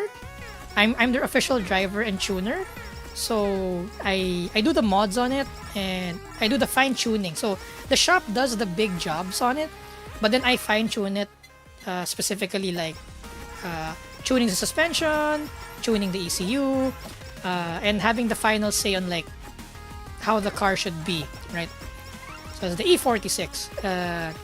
Same with the EK hatch. The one in the picture, the automatic one. That's technically a project car. That's automatic. It's currently just waiting for a slot in the shop so we can kind of fix it up more, because it's super not really in bad. It's in bad condition in a sense, not mechanically. It's in bad condition, like the paint, the interior and stuff. So we're planning to fix that. But mechanically, it's pretty good. Mechanically, the EG, on the other hand, is a race car, which I also, same as the E46. I fine tune the suspension and stuff. There's another shop that does all the heavy lifting on it, and like ergonomics, and oh, that's another thing, chat, that other people don't kind of focus on, but I want to do a series of videos on it also, is car ergonomics. You know how you fit yourself to a motorbike or a bicycle? The car is also the same. Like, I'm surprised there are no videos about car ergonomics and car fitting, because for example, you're gonna, like, if it were me, and let's say there's a race like next week, and I'm not using the car, like it's a, how do I explain this? For example, Crystal drives Spec Miata, right? So ideally, 1 week before the race, we go to Mazda and we go borrow her Spec Miata, and we're gonna go fit her in the Spec Miata. Meaning, if there needs adjustment on the oh crap, if we need adjustments on the steering wheel, if we need adjustments on the seat, on the pedals, to more perfectly cater to Crystal's body proportions, then we do it. Because there's such a race car. Well, if you're a legitimate race team and you have like dedicated drivers, you can have a car that's dedicatedly like fit to your driver, right? But in this case, where it's a arrive and drive thing, where the Spec Miata car is Mazda's car, so you can't necessarily tune it to your specific body shape and type or height. What you do is you have foam inserts, like karters do this, endurance racing people do this. But again, I'm surprised nobody has a YouTube video of how to make foam inserts for bucket seats. They don't make that. So I want to make that video, and like how to make pedal spacers, how to make something, because like sometimes if a karter wants to drive a real car, I shit you not, they have they have an apparatus of cardboards and duct tape that's literally duct tape to the pedals, so the karter can reach the pedals. Like that's actually a thing. So a thing that people don't explain in SOCMID. So one day I wanna make a video how to tune your pedals for better ergonomics. Because I put grip tape on my pedals and put pedal spacers. How to make seat spacers so that in case you're borrowing someone's car, you can still fit in their bucket seat even if their bucket seat is too loose. Something, etc., etc. I got cannonballed.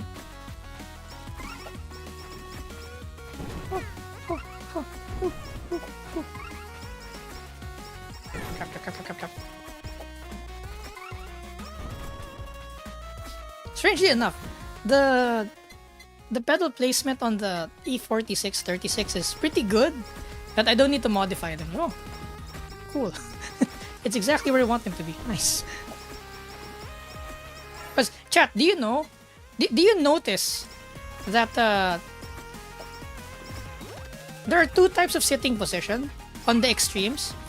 Number one is like Formula 1, where you're lying down, and number two is like a truck, where you're sitting up. Like you're sitting on a monoblock chair, right? Notice when a car has the more laid back position, let's say a sports car, some modern cars, Civics, Mazdas are like that. The more laid back sitting position, if you note, the pedal pushes forward. That's important. The pedal pushes forward. But then you drive something like a truck, like a K-truck, oh crap, like a Jimny, an old SUV where you sit up a bit more upright. If you notice the pedals, they push down. So the angle of which your pedals need to travel is correlated to the seating position you have, or how high the seat is from the floor. The higher the seat is from the floor, the more push down your pedal needs to be. The lower your seat is to the floor, the more push forward the pedals need to be. So why do I bring this up? Because in a lot of the sim rigs I drive, they get this wrong. Because there's like a public event, right? Oh, you want to rent the sim rig? Okay, and it's so expensive right, to rent a sim rig also for like an hour. I sit down and I'm like, wow, I'm paying money for this ergonomics. That's so bad. This is so bad. Actually, I need to talk to my friend about it, because one of my friends run like a sim racing thing. He has a gig where he brings sim racing to the mall, to the stuff. He does events, and I'm gonna be honest, his ergonomics is kind of bad, because the seating position is more of a sit-up sitting position, but the pedals push forward, so the ankle angle hurts my ankles, and I'm like, oh, it's kind of bad. I'm like, hey man, you wanna raise your pedals a bit? The ergonomics are kinda not so good. Oh, there's shield. Okay. We need more health. We need more health items from Marion. It's a different kind of build.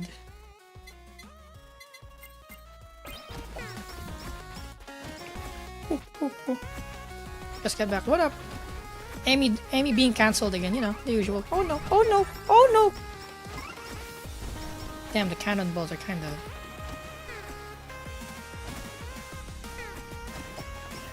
Oh, nice. Student debt is capped. That's good.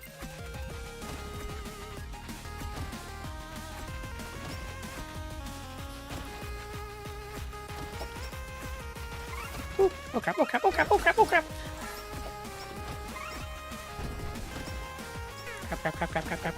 Crap. Oh, there. We have an item.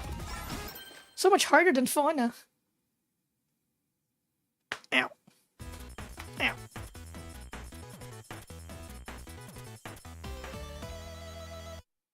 Emmy, tuner-wise, how do you work on knock? You retard timing. There's no other way. Okay, knock is a product of heat and compression. So if your compression ratio is too high, you're more prone to knock. You can't run a super high ignition timing. Then another one is intake temperatures. If your intake air temp is too high, you're also more prone to knock. So how other manufacturers do it is they made the intake more efficient, so you have like cooler air going in. Some manufacturers also have variable cam timing, so that they can produce some sort of leak at low RPM. So at some times you're producing less compression ratio because your camshaft is leaking out that compression ratio, and if you have direct injection, that even amplifies it more. So four ways to prevent knock is: number one, tuning wise is to decrease engine timing. Mechanically wise is to reduce compression ratio, either by the pistons themselves, which will reduce power, so you don't want that, or you reduce or you tune the variable cam timing to intentionally leak out some compression when you're compressing the air fuel mixture.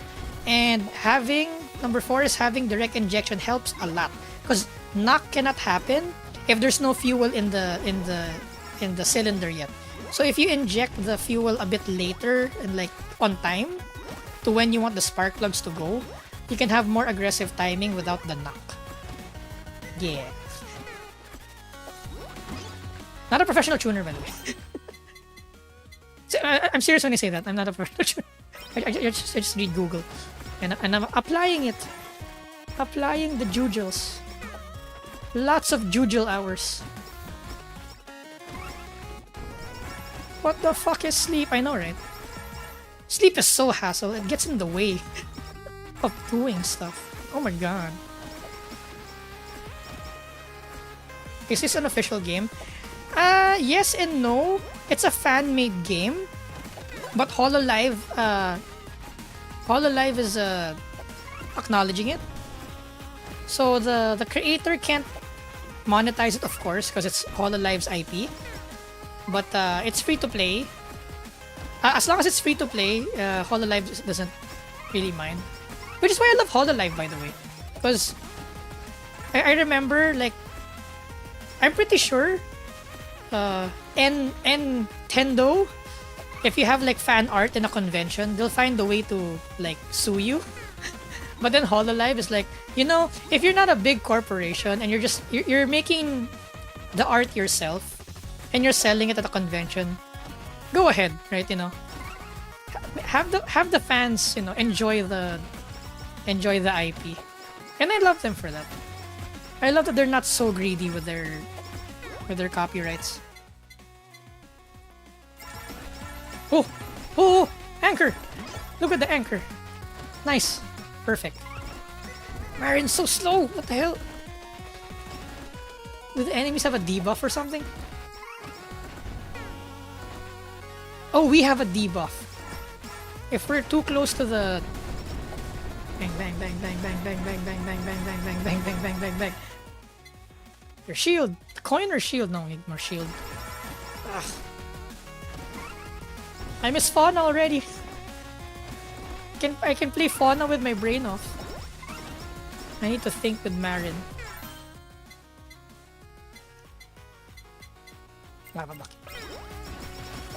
So hard, chat. This is so hard.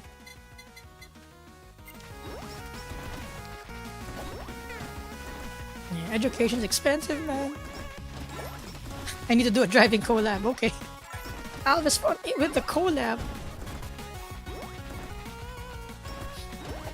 Emmy, is it possible to have high red line and relatively high boost? Yes! It's called money. Well, I don't know. I'm not sure how much high boost you can add, but that's a lot of stress for the engine. I don't know if it's 2 bars specifically. Oh wait! I remember this Evo that revs to like 11,000 RPM. That's like boosting 2 bar. I think it's possible. I think it's possible. But again, money. And you'll probably need to rebuild that engine every 2 minutes.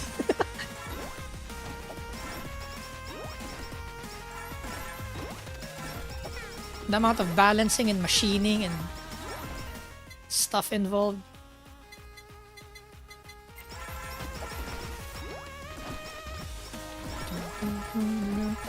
We actually need to use the super. Bang, bang, bang, bang, bang, bang. There we go. Need more shields. Ow, ow, ow, ow, ow. Ow, ow, ow, ow.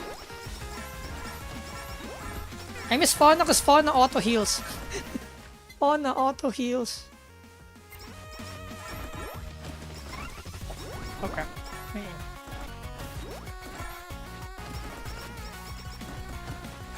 Calibration.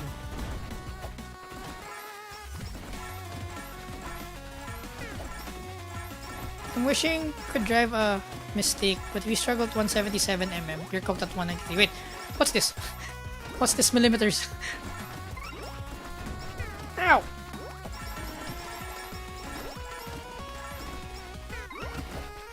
Oh, the tallness. Okay, okay.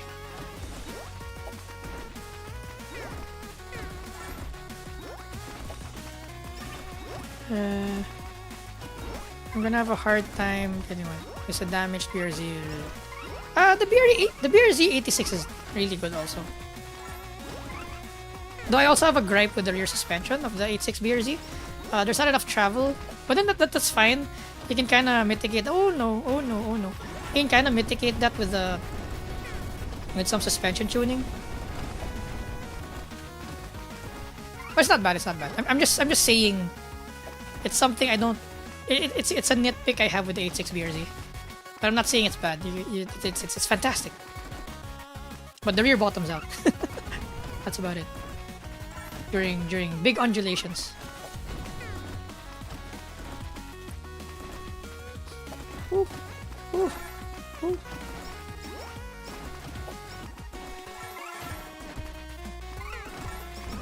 Wanna be awake but not see God that fast. Oh, have I got the product for you? Segue into our partner drink. Gamer subs. Get 10% off gamer subs if you use our product code EmiKurama or use the link below. Yeah, I forgot to plug that. Also, did you guys know gamer subs just released their GG in a can, GG energy can. So they now have canned gamer subs, and it's carbonated. I actually have some here, but I need to sleep tonight, so I'm not gonna drink it tonight. But maybe next week I'll go stream with a GG can energy. Let's go. They actually sent this to me last week, but then there was an embargo. we can't let our audience know until January 12th. I'm like, okay. There, increase movement speed. Let's go. So, Gamer Subs is a zero sugar, zero calorie supplement that has caffeine in it to help you stay awake and alert in your gaming sessions. Wow.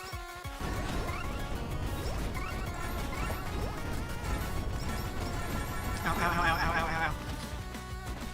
And it's really effective, chat, because you're awake without the floaty feeling that you get with coffee. Yeah.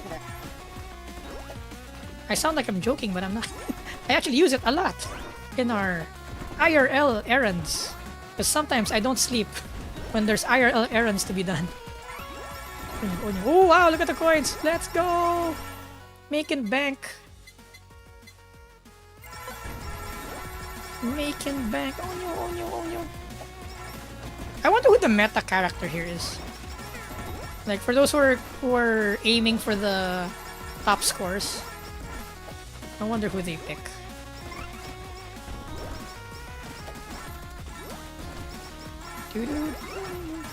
Actually, tomorrow we're going to Cars and Coffee tomorrow because we're filming a microphone.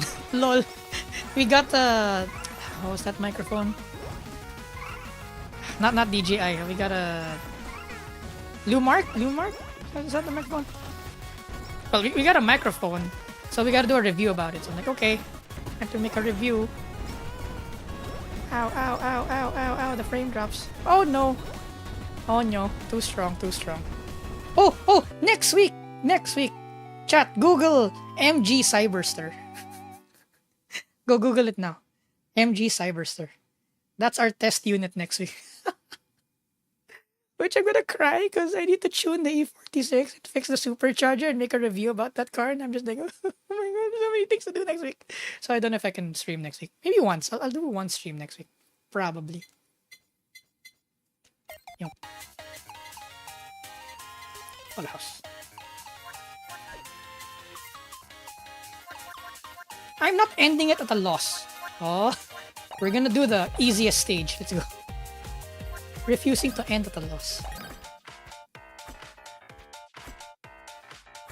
So, yeah, I'll post some pics of the Cyberster. Though it's EV, so I'm like, I wonder how much range we're gonna get. Because I think it has 600 horsepower, I think. So I'm like, okay. It'll be a 4-hour stream, no worry about it. I'm aiming it for it to be 4, so. Electric Miata. Like, I wanna see like how MG did it, because so far I've mentioned this to chat before.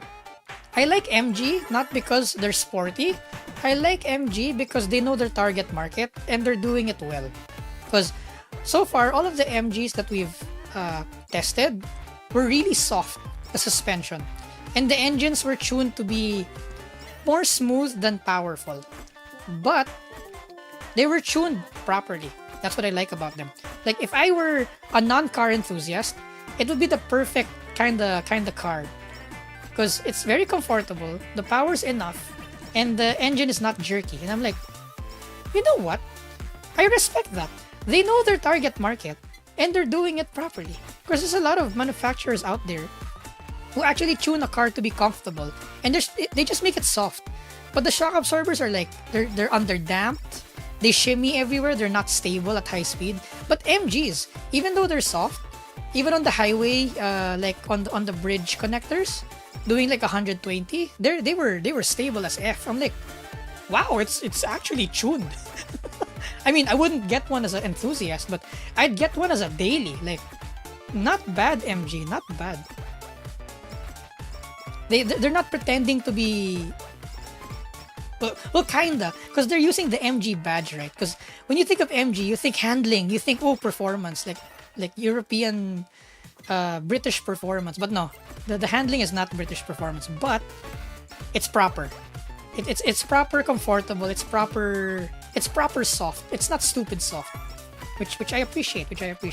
So going to the Cyberstore, I wonder if they went stiff on it or if they still went soft on it. That's what I wanna figure out. Is it a touring car, or is it a sports car, or if it's trying to be both at the same time, therefore not doing any one thing well. Because that's the downside of trying to cater to everyone, is sometimes you fail to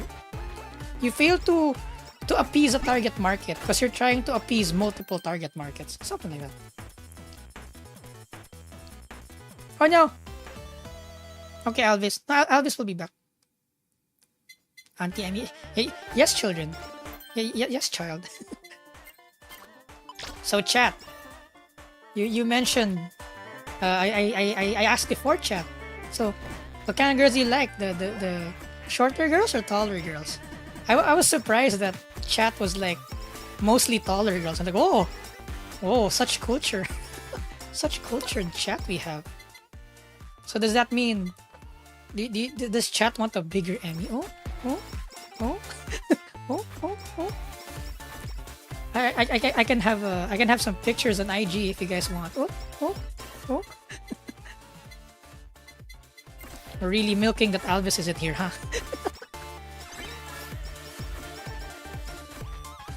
You want more mommy Instagram pics, chat? You want mommy Instagram chats? Instagram posts?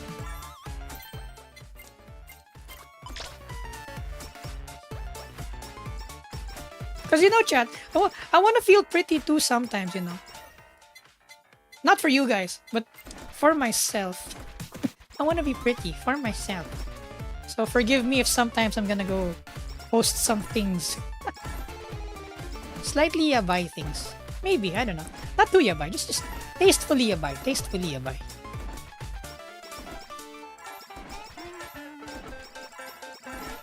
Amy on Nissan. Skyline! Oh, we're also thinking about borrowing the R35. Because the R35 is on its way out. So nobody's borrowing it anymore because everyone's done the review. So I think if we ask Nissan if we could borrow the R35, we could probably borrow the R35. Because I've never driven the R35. Wait a minute. Oh no, I don't think they have a 370Z anymore test unit. Because we borrowed the Nismo Z. That was good. Nismo Z. I don't know about the 370 though. If they still have a test unit. Emmy only fans when we'll get pedal cam. Choo choo choo choo choo. Pew pew pew pew pew pew pew pew pew pew pew pew pew pew.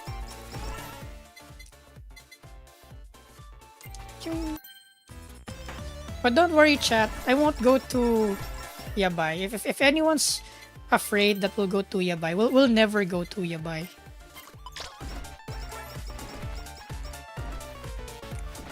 Because you know what I noticed, chat? When your content is just about Yabai, it kind of gets old. You know how you get used to a certain car and it kind of gets boring? Same with Yabai content.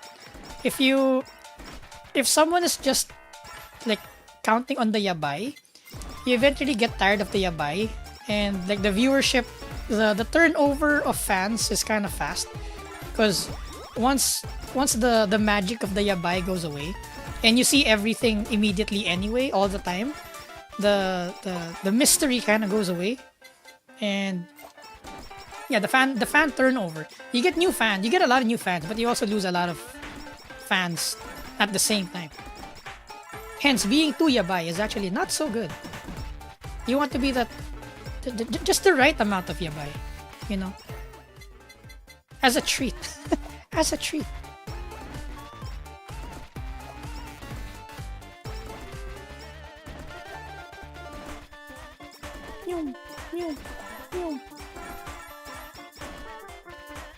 The magic of yabai. You know how? Look, Hoyo does this the best. Hoyoverse was the name? Um.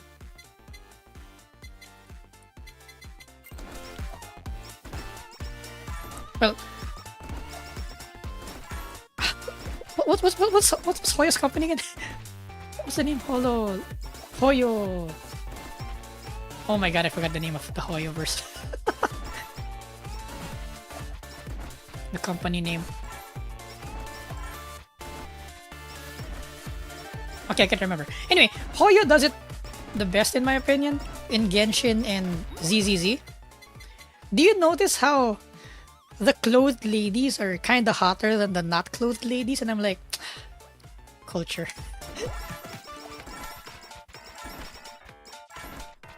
It's like it's tasteful, very tasteful. I like Mihoyo. There we go, Mihoyo.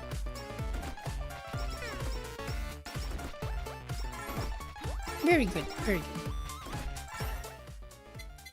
Weird relationship advice. No, that's not relationship advice. It's more of if you're gonna make content advice.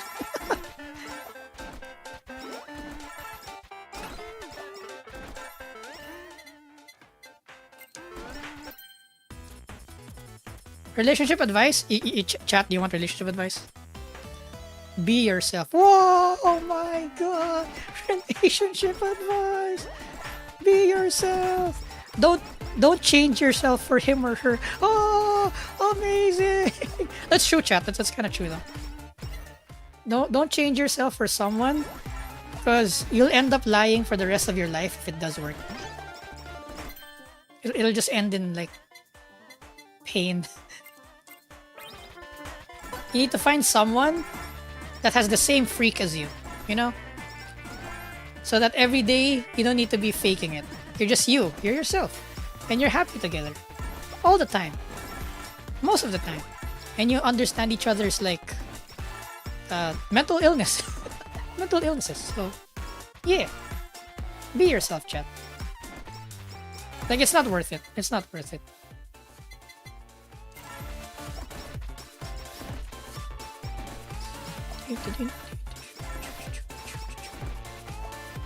Find someone who matches your freak. Yeah.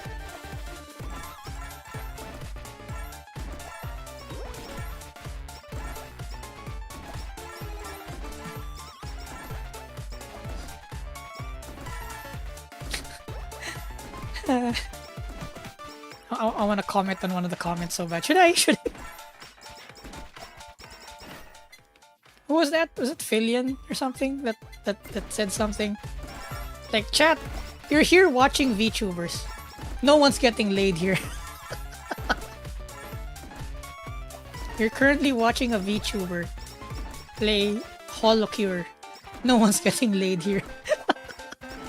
Let's be honest. I'm kidding though. Or am I?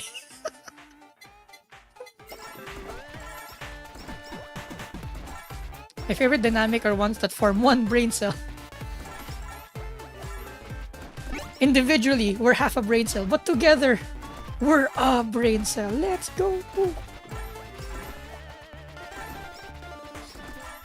I think Albus is going to save up for the ticket for a portal to the anime world so he can bonk me personally.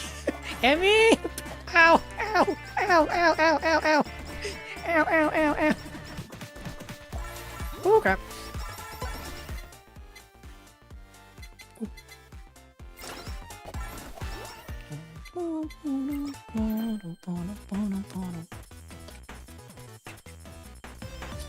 Mommy, Auntie Emmy.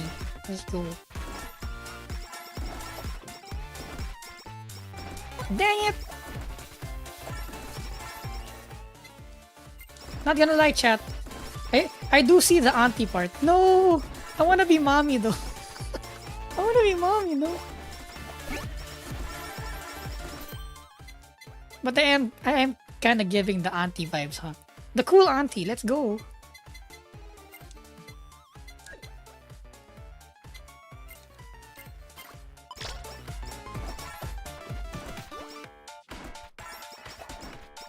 How does people get double or even triple compared to the other Holo inmates? What do you mean double or triple? Triple what?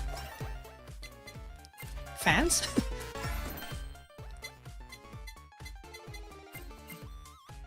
Wait. I need more monies. Oh no! Sorry, Shanda. You just broke up with me. Oh no. It's okay. We got you, fam. We got you, fam.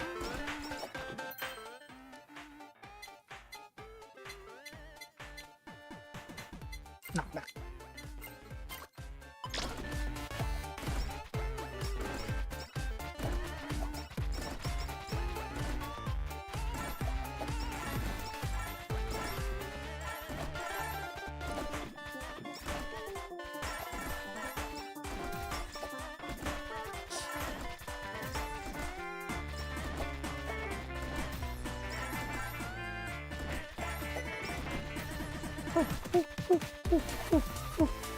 I miss Fauna. Fauna requires the least effort.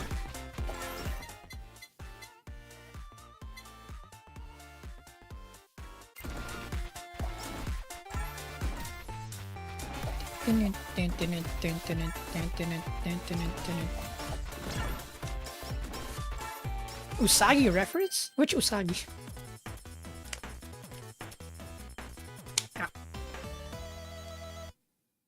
I just had a date too, but yeah, I'm used to my pair. No!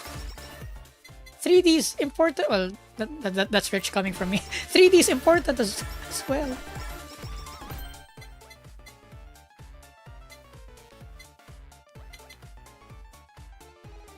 Oof. Dang. Need more damage though. Fine, fine.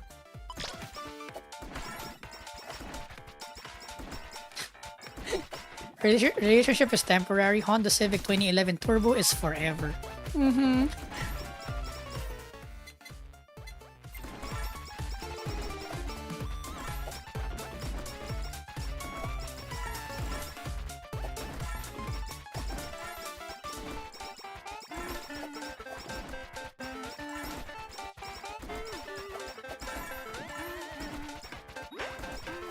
If someone goes you, they give you the prompt to dodge an incoming bullet.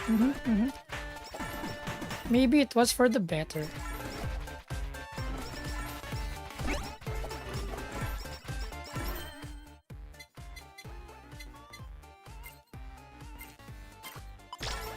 There we go. Woo. Marin needs more range.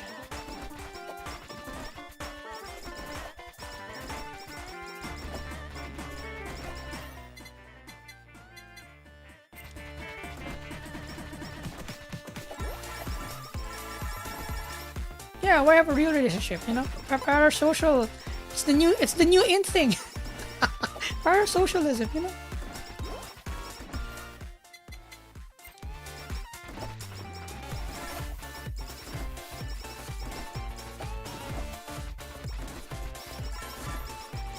It's the new meta. Because the real world hurts too much. No. It's as if I'm talking from experience. No.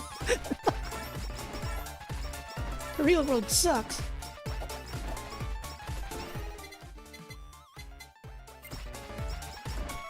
Well, time to join the Discord server. Yeah! Yeah! Monkey together strong. Oh, yo.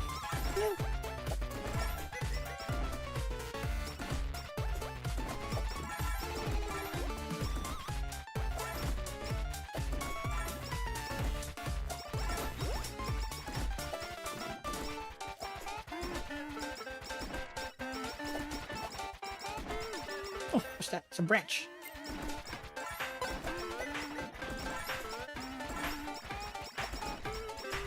Oh crap, cannon.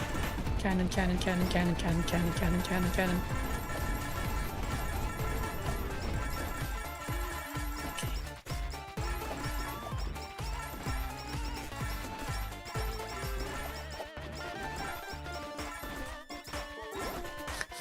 Reject society. Oh, can someone send the link on the Discord? It's in the description, the Discord link.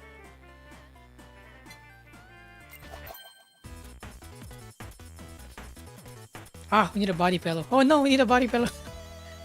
I want a plushie. I want an Emmy plushie. So bad.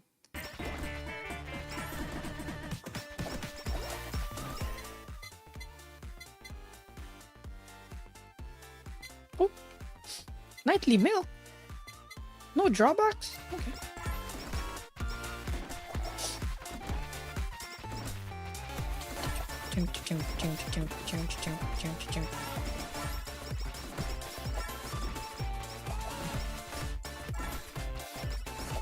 Yeah, then Miata plushie win. I want the Miata plushie.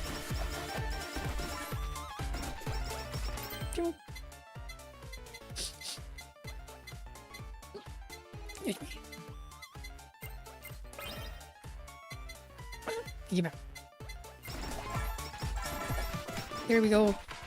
Oh yeah, the piggyback also adds movement speed. I forgot about that.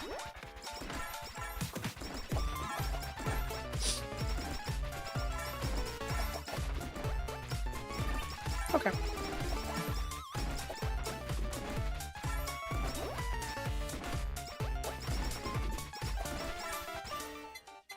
I would love a comically large chat. You know, if I only had the money, you know, there's a Scarlet Daiwa and a Kita-san Black plushie that's like super big. I want one. I want the comically large Kita-san Black plushie.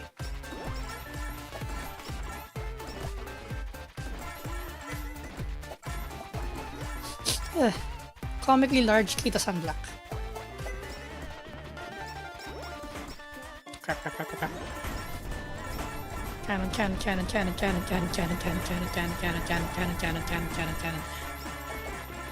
Oh, Marin really brings in the coins.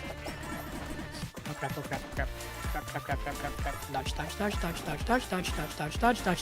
Dodge.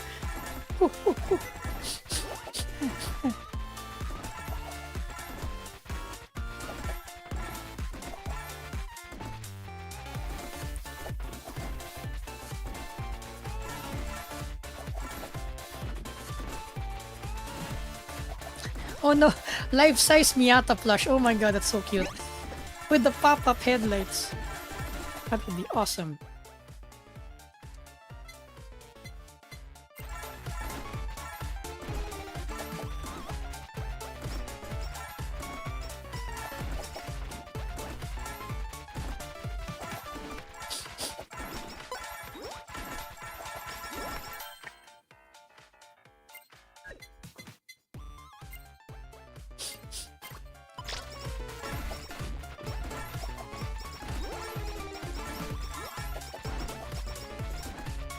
Yeah, Kita-san from Uma Musume. Like, I think if you Google like Kita-san giant plush, like it might even consume the whole living room. But that's how big it is.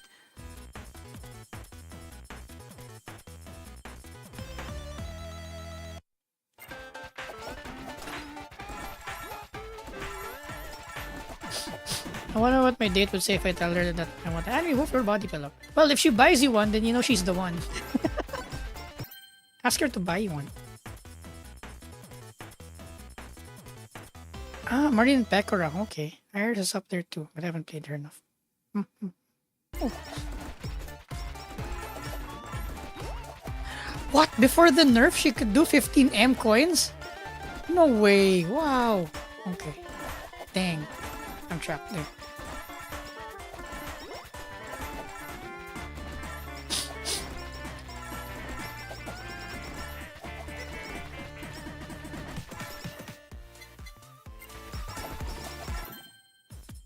Oh. Yeah. Nice. Yeah.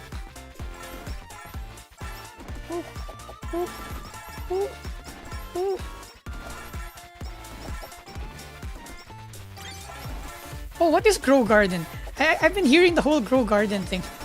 Like, what is that?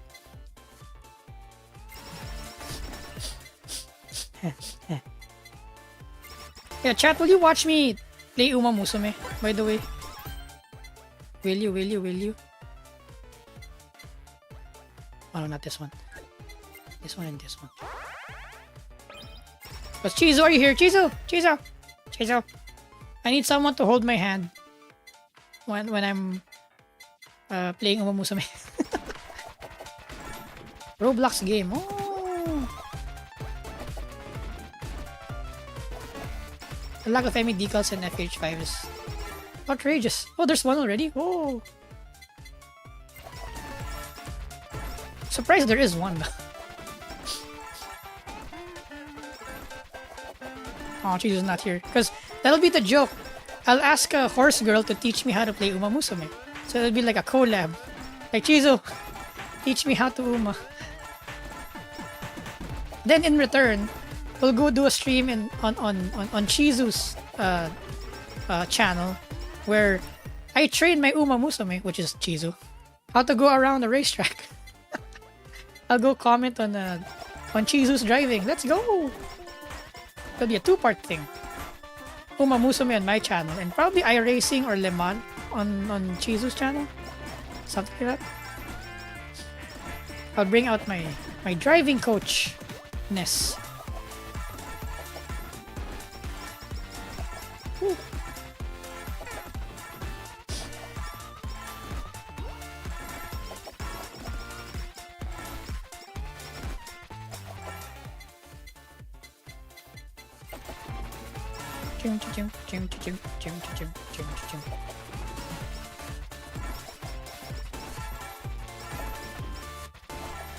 Don't make me scaroused. My favorite, scaroused.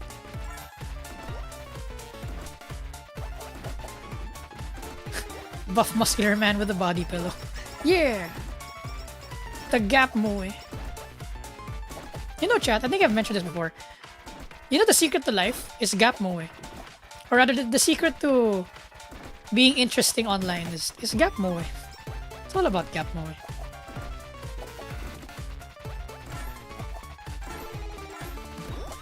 Gap moe sells.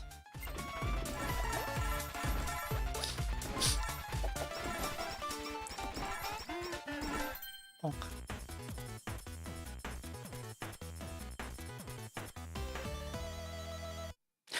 Oh no, that chat's being unhinged on you.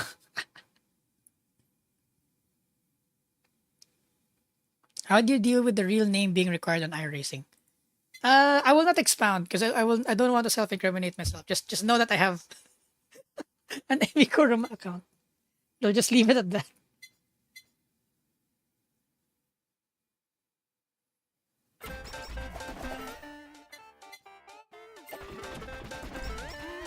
Leave it at that.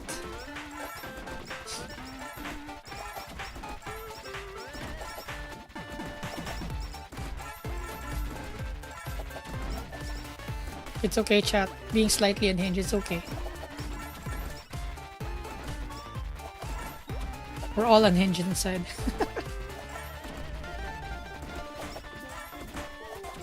Remember what I said about how I trust, like, quote-unquote strange people more? And what I mean by strange, I mean that in like the best way possible. Like, let's say furries and stuff. Because they're not hiding anything. They're themselves, you know? And they're more open to people in general because they're not one of those people who are like, oh no, this thing bad, this thing blah blah blah blah blah blah blah. So, you know, they're more accepting, they're more kind. So like the OG anime people, the furries, what other fandoms are there?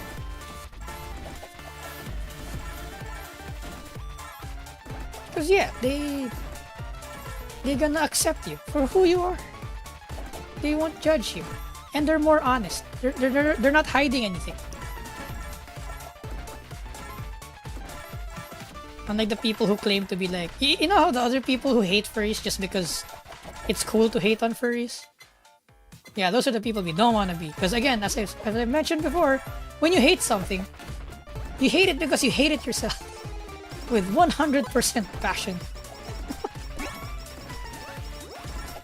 No hating just because it's cool. You gotta hate because you hate it intentionally.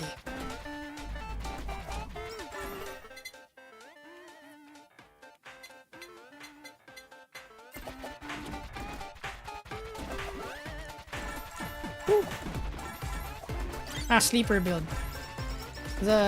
You don't look strong, but you're actually really strong. Oh, you guys know Movement by David? That guy's pretty strong, but then you don't see it. Stay flexy. Stay flexy, guy.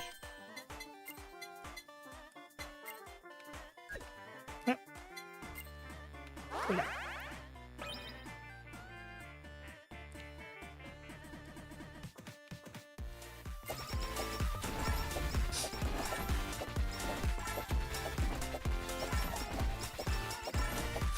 Doesn't hating furry just end up having higher chances of you becoming a furry yourself? Yeah, probably.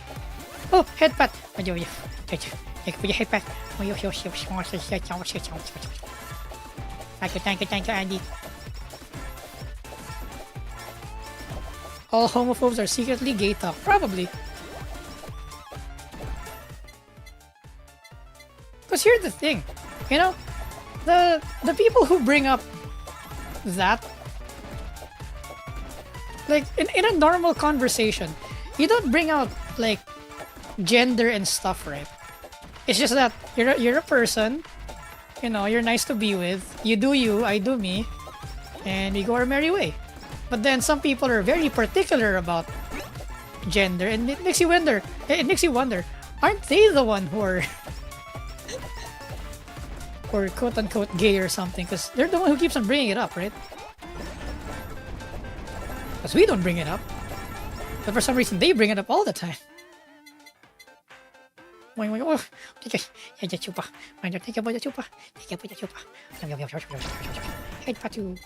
patu.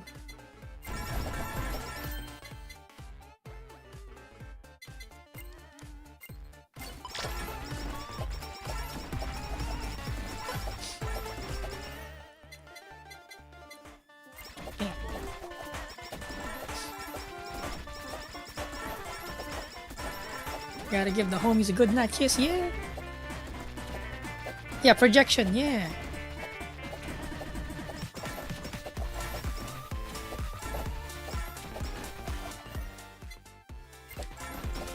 It's like I don't want to open a can of worms, but the whole... You know how people are angry at Gura for being quote-unquote pedo/lollybait? And I'm like, I think the people who keep on bringing it up are actually the ones who are kinda, like, have a problem. Because I think they fail to realize that, you know how you watch cat videos online? Right? I mean, you don't want to fuck the cat, right? I mean, don't fuck the cat. Unless it's an anthropomorphic cat that passes the hardness test, then fine, fuck the cat. But if it's like a real cat, right, like a kitten, you watch the video, right, because it's cute. You watch it because it's cute, not because you want to fuck the cat. And same with Gura and all the kind of cute VTubers, right? You don't want to fuck it. It's just cute and it's adorable, and you want to watch it. It's like your niece, right? When your niece does something cute and he goes, Auntie Emmy, look at my drawing. And you're like, oh, look at that drawing. Right? So I'm like, you know. So the people who bring it up, I'm like, fascinating. Why do they bring it up? It's like they're obsessed with it. They're the ones obsessed with it. What, the cat? Yeah, don't fuck the cat. That's bad. I'm playing BeamNG right now. What are you on, Emmy? I'm on Coke Zero.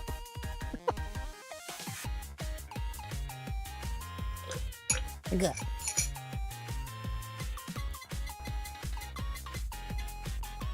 So it's like we're not allowed to like cute things anymore.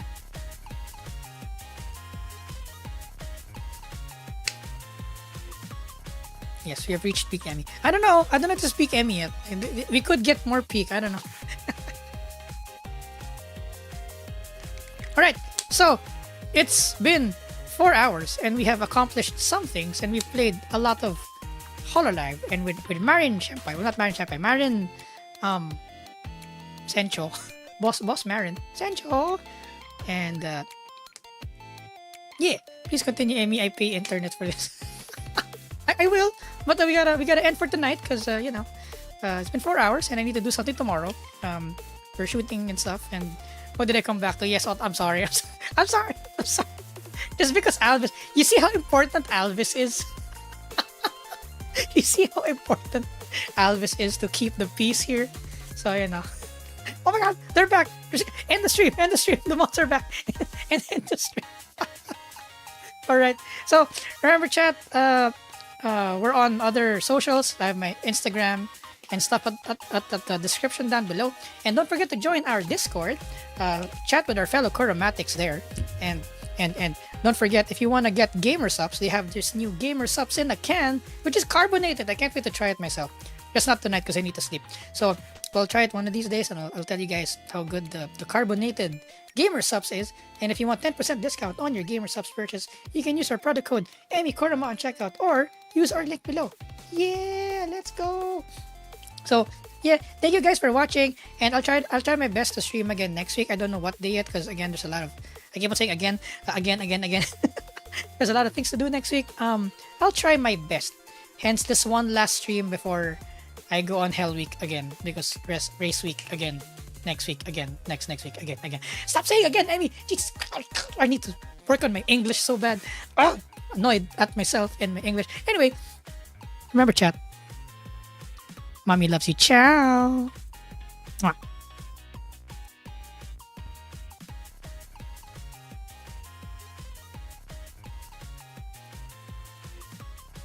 Cooking stream when we get a laptop, because you know I need to move the desktop to the kitchen. Yeah.